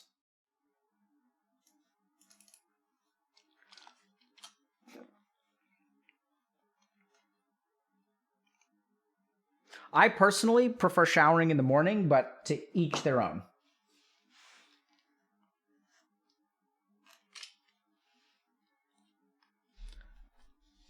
Oh my God, so many questions. Hold on. Okay, here's the... Okay, so Big Mouth Fringe says, what should we do, TLDR? So here's the thing. I can tell you what to do, but you have to understand, right? So here's something to understand. Behavioral change does not come with information transmission. Behavioral change comes from understanding. So we see this a lot in addictions where like people will say, one day they'll wake up and they'll say, enough is enough. And if you ask them, how did you quit alcohol? They just say, I woke up one day and I realized enough is enough. Now, I could tell them every day before that, enough is enough, you've got to stop drinking. And they're not going to do it. So the first thing you should do is understand this. The first thing that you should do is study yourself. The first thing you should do is see if what I'm saying is correct. Do you find the fatigue groove? What happens first thing when you wake up in the morning? Experiment first. Don't worry about doing, because who the hell knows? Like, this may not apply to you. Experiment first. Understand first. Explore first.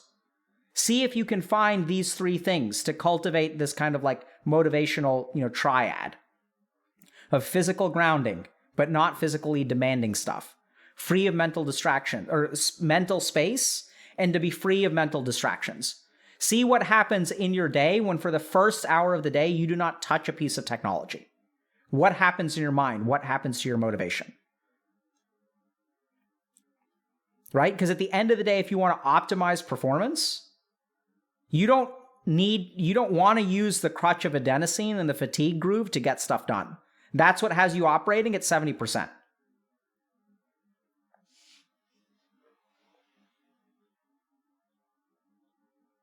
What are some good books to learn all this stuff and also more heavily focused on disorders? Unfortunately, there aren't really books. So that's why we built Dr. K's Guide, because like what I'm offering you guys is a synthesis of knowledge. I will link to you, however, 2 papers, which I think, for those of you who are interested in adenosine, so there are a couple of references there. But this stuff, this is an amalgamation of books, right? This is not just books, this is the other thing. Is a lot of what I teach is not books, it's like scientific papers. So what you have to do is like read a lot of scientific papers and like stitch things together. And the part of what we teach is like, you can get a PhD in neuroscience, you'll learn a third of this lecture. You can get a PhD in psychology, you'll learn a third of this lecture. You can spend 5 years studying in India and you'll get a third of this lecture. I just genuinely don't have, like, it's not like this is in one book. Like, the whole point is, like, this is an amalgamation of knowledge. What if my work is on technology? Then don't work for the first hour of the day. I'm serious. Just don't work for the first hour. Don't do your job, right? You can do your job later. So spend the first hour of the day cooking, cleaning, exercising, straightening up your place, running an errand.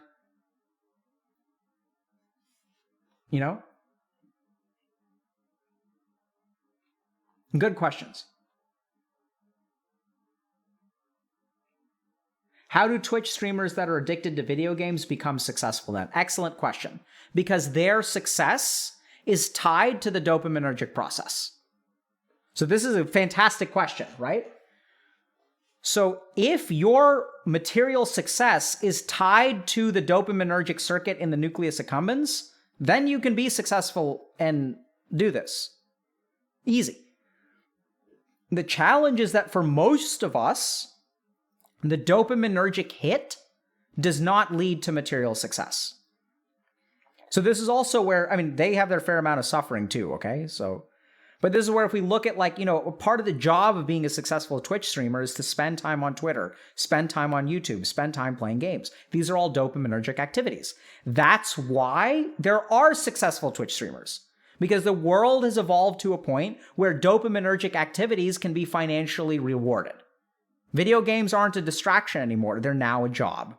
And so what people have managed to do is give in to their dopaminergic circuits.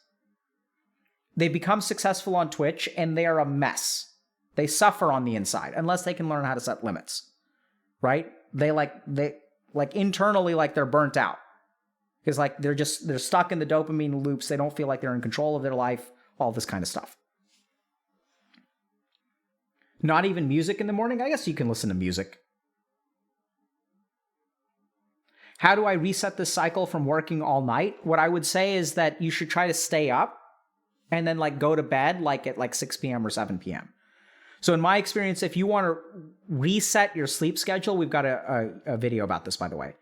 So if you look at the human brain, insomnia and circadian rhythm, as a human being, it is easier to stay up when you are tired than it is to go to sleep when you are not.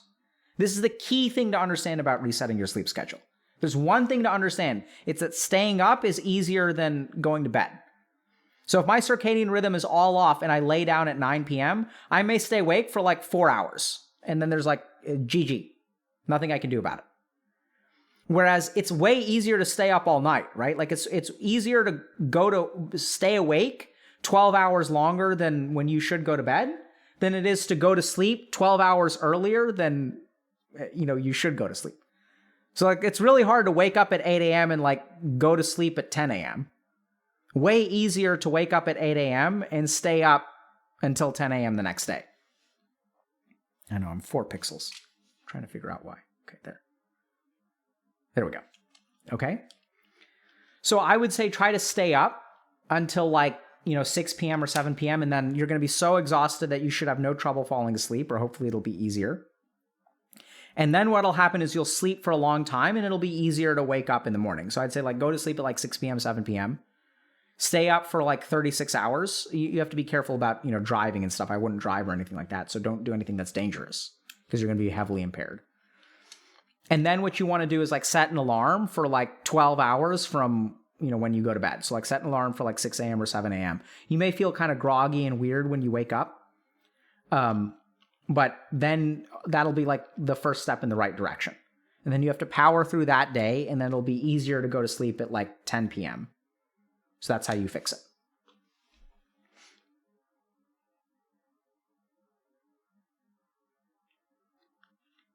Someone's asking, how do I avoid the dopamine train in the morning? It's so hard. Yeah, you're absolutely right. It is very hard. So I think the biggest problem with the dopamine train is your phone. So really think about, what is your phone for, right? What is the function of your phone? Why do we keep it with us? We keep it with us because of emergencies. What if there's an emergency? But the likelihood of emergency is very, very low. So what I'd recommend for people who are trying to avoid the dopamine train in the morning is just keep the devices away from you. Make the burden of reaching your device very hard. Don't sleep with your phone in the same room. And it's what if something happens in the middle of the night and someone calls me? Well, then or if you want to, I guess you can put it at the other end of the room and keep it away from you. So it's not with you when you're going to bed at night. And it's not within arm's reach when you wake up in the morning. And the second thing is just be aware. As you wake up, understand what's happening. You want to go and you want to sit down at your computer. That's what you want to do with every fiber of your being. It's and be what the hell is that? Let me see how long I can sit here without going to the computer. And watch that struggle within yourself. It's going to be this serpent uncoiling and threatening you. And it's going to pressure you so much. The pressure is crazy. And then your mind is going to find this internal weird, you're going to trick yourself into thinking it's okay to do. You guys see what I'm saying? You're going to be it's not that big of a deal. Your mind is going to slippery twist this way and that to get you to the computer. If you just say to yourself, I'm not going to use the computer for an hour, your mind will go into absolute rebellion. And it'll push you. It'll say, that's stupid. Don't do it. And when that doesn't work, it'll be it's not that big of a deal. Just do it. It's you can start tomorrow, whatever. You watch what your mind does. It'll turn against you in every fiber of its being. And that's the dopamine craving. It's the addict that's looking for something. And just be what the is this? It's crazy. Then the other thing that you can do, so you can struggle there, but you're going to fail if you struggle for too long. I'd say brush your teeth, take a shower if you can, whatever. Get dressed and just leave the house without your phone. Go for a walk in your neighborhood. Get dressed and just walk around the block. 15 minutes, 20 minutes. As you're walking around the block, think about, okay, I got to make breakfast. I'll make coffee, whatever. Go back and then lay out a very simple plan. Don't overshoot it, right? Don't think about all the things you have to do today. Your goal is to make it to 1 hour. You're going to make your food, you're going to have your coffee, then you're going to sit down, and then you pull out a to-do list. Okay, what am I going to do over the next 2 hours? Don't make your to-do list for the day. You're screwed. If you make a to-do list for the day, you're screwed. Do you know why? Because if it's to-do list for the day, you don't have to start now. You can play games for a couple of hours. You can start at 2 p.m., 4 p.m., 6 p.m. The to-do list for the day. Don't make a to-do list for the day. Just, what am I going to do this next hour? What is the next right step? This is a meditation practice that I do myself, so here's my meditation for the day. It's going to be kind of weird. It's to ask yourself, what is the next best step? What is the next best step? That's it. Ask yourself this question again and again and again. What is the next best step? And the reason I include next and best is because sometimes, I don't know if this kind of makes sense. Maybe actually what I say to myself, what is the next best thing I can do? That's the practice. I realized I left a piece out. What is the next best thing I can do? And the important thing about that is it's not about what is objectively best. It is about what is the next best thing that I can do. So it acknowledges for a moment that you don't have to be perfect. It acknowledges for a moment that you don't have to start studying for your test right now. But if I can't start studying for my test, can I toss in a load of laundry? Can I do some laundry? If I can't do laundry, can I go for a walk? Okay, then it's a second walk. Chat, I cannot tell you guys, I will go for 3 walks during the day. And the reason I go for 3 walks during the day is because unless I go for a walk, I'm going to fall into gaming.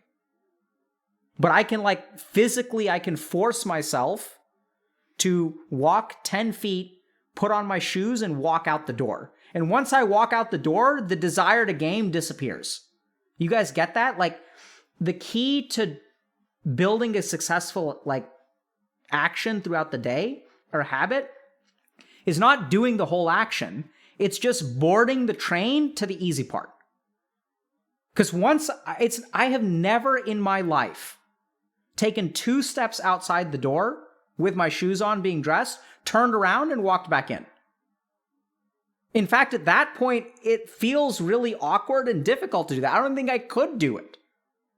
So sometimes what happens in our mind is we think about what goal we need to meet. It's not about the goal. All you have to do is get far enough to let the train take you the rest of the way. You just have to board the train. It's all about which train am I boarding? Am I boarding the Dota train or am I boarding the walk train? And then as you walk, okay, fine. Then you've resisted for 15 minutes, 20 minutes. Come back. Okay, let's eat something. So you sit down. It's just when you walk inside, once again, it's like a battle of wills for 5 seconds. Do I go into my room where the computer is, or do I walk into the kitchen? That's all it takes. If I walk into the kitchen, then it's easy. I boarded the kitchen train. Right? And then in that way, you will build up the life that you want, one painstaking struggle at a time. Some days you'll win, some days you'll lose. And so it comes back to what is the next best thing I can do. I've wasted 2 hours playing video games. Can I resist and can I actually get up and go for a walk? If you can't do it, no big deal. So this is your meditation. What is the next best thing I can do? What's next? What do I need to do? Anything. Any tiny thing that is the best thing that I am capable of. Let me do that thing.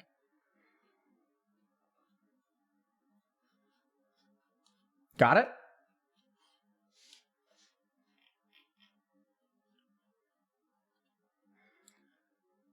Do music or books help or hurt the dopaminergic system? Generally speaking, I think they're positive. Because what they do is they get us away from the things that are super toxic. Right? So they get us away from games and stuff. So I think music can be very inspiring. You can use your music very judiciously. So I tend to use music very judiciously. I don't have it on all the time. I listen to music and I listen to it intentionally because music can put you in a particular mood. So before I stream, I oftentimes listen to music to get in the right mood.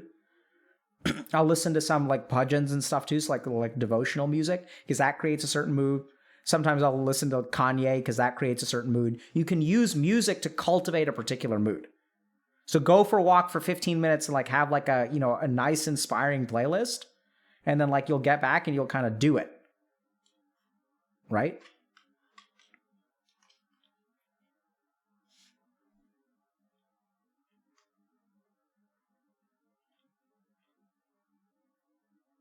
So for people who are saying, my work involves a computer. So here's a wild thing you can do. This is tough. You can have a different computer for your work and a different computer for your gaming.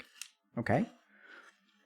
Now, even if you have one computer, so this is literally what I did. So for people who are struggling, so if you're a programmer and you find that it's really hard. Okay, so let me think about how to say this.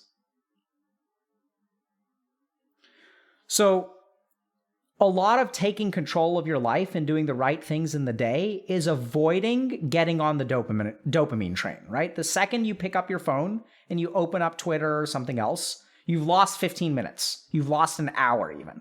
You browse and you browse and you browse, and then like the sun goes down. It's a GG. The second you sit down on your computer, it's so easy to just open up a damn tab. And like all these browsers are getting smart. They know what you like to read. So the second you open up a tab, one click is all it takes. And then like it shows you stuff. Like your homepage even have suggested readings for you, right? Like even phones nowadays have like this thing that you can't disable, where if you swipe in one direction, it gives you a feed and then it's GG. So if you're a programmer or something, your job is on your computer. How do you avoid like falling into the trap of like the dopaminergic crap? How do you avoid logging into Steam or like, booting up this video game or like pulling up YouTube or whatever? And so the thing that I actually did, so like I would say you can have two computers if you can financially like afford that. Even when I was in medical school, I had one computer. But what I did have is like two desks or two spaces in my desks. So I had like it wasn't even like a folding table and like a crappy desk. So you can actually get that. And what I would literally do is pick up my laptop, and I had like my gaming station and I had my like working station. So my working station was a large desk where I had like books and stuff like that. I'd stick my laptop in the back. And when I was ready to play games, I would literally pick up my laptop, move to the gaming station, plug in a proper mouse, plug in my like headphones or speakers or whatever, and then I'd like game at that station. And it was like I'd slide my chair over. And even that can make a big difference. So I think if your job involves your computer, as best as you can, try to separate the two. So you can separate the physical spaces. So that is like an important part of like habit and environment. You can also create different logins, right? You can have a professional login and a work login, because that also centers your mind and sort of anchors your mind in a particular mode. You have professional login and gaming login. And you don't log into your gaming login until you're done with your work for the day. You like time things from like 9 to 5. There are these kinds of behavioral anchors that you can actually use that are the opposite of exactly what these developers use to get you hooked. Right? So like disable your feeds. Like this is also where like you think about your phone, like do you use your phone for work? Maybe get a second phone. Have one phone for work or one phone for, personal stuff. If you use your phone for work, like this is the problem with having devices that do everything. Because the more our devices do everything, the easier it is to slip from one thing into another. This is a problem for content creators too, because since they do Twitter for professional reasons and they do Twitter for personal reasons, it blends one into the other. And so you're on Twitter for like 6 hours a day, like having fun and absorbing toxicity from like people on the internet, and then you're screwed. So separate things out as much as you can. There's a set of really interesting experiments that was done by, I forget who it is. There's a set of these like experiments that was done on rats to explore like dystopia and overcrowding. I forget who it is. I think someone. So I think he's like some kind of like noble in England or something. So he did this experiment where he tried to create a rat utopia. Okay. And so what he did is he created a space where he gave the rats as much food as they wanted, as much water as they wanted. And then he just saw what happened. And basically like the rats like overbred, and then like they started like degenerating as a society. They started falling apart.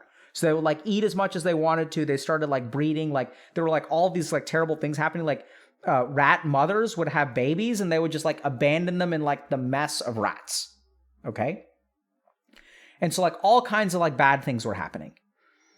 The one set of rats, it's Calhoun. Thank you. The one set of rats that retained their sanity were the ones that could block off their space from the mass of rats. So most of the rats would like congregate in this like courtyard where there was unlimited food, and it was just like a cesspool. So basically like the internet. And then there were like some rats that sort of maintained like healthy family structures. They engaged in good grooming behaviors. They also like took care of their kids and stuff. And those were the ones that essentially like found corners of the world and walled themselves off and like would go out to eat and then would come back. So even within rats, there's this kind of idea that the ones that could maintain some kind of boundary were the ones that were healthy. Now, a big criticism of Calhoun's experiments, which I'm falling into, is that people overinterpreted the rat utopia to like human dynamics, which is a little bit unfair. But I think we know from also like theories of psychology and stuff that like setting good boundaries, like having good social media hygiene, having good technology hygiene, having good relationship hygiene, setting limits with your technology usage, setting limits with your narcissistic parents, all of those things can actually be really, really healthy. So learn to set limits, learn to set boundaries, use whatever tools you can to kind of set those boundaries. And that's what you should do if you're a programmer.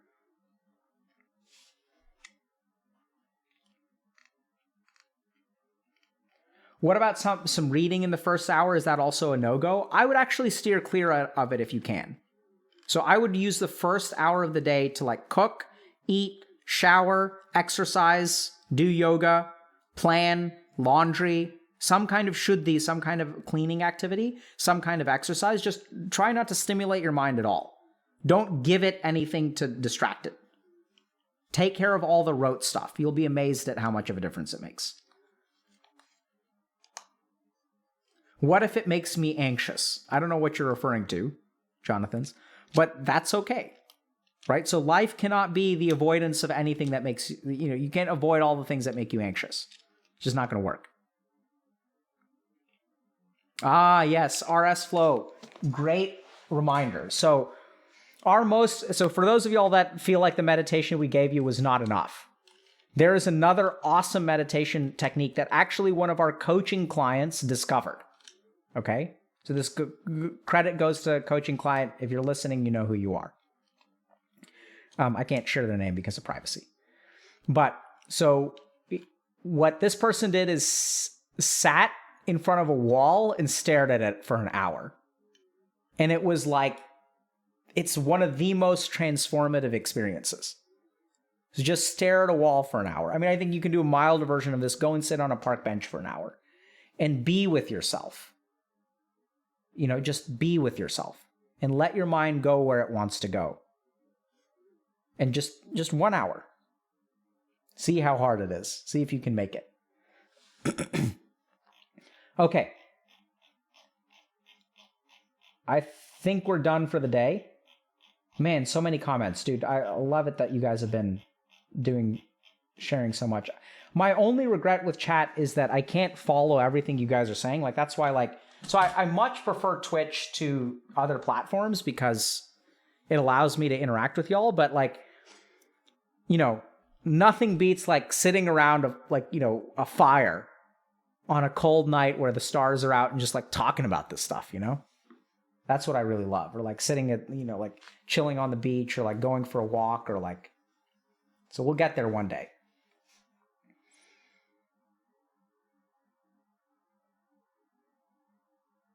Okay, who are we rating, chat?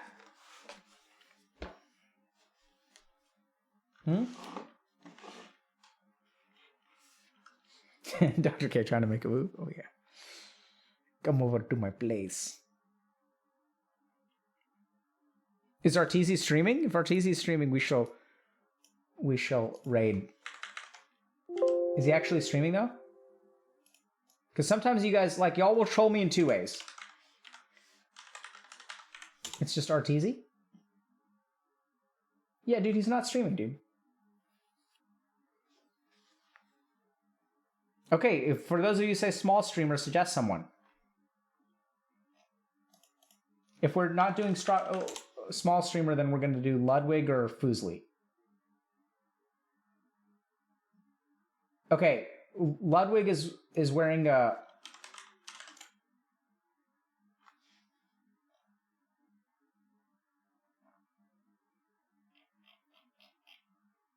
Ludwig, he's wearing a tie, chat. I don't know what's going on there. So we're gonna raid Ludwig. But I'm all for we'll raid someone small on Monday. Sounds good?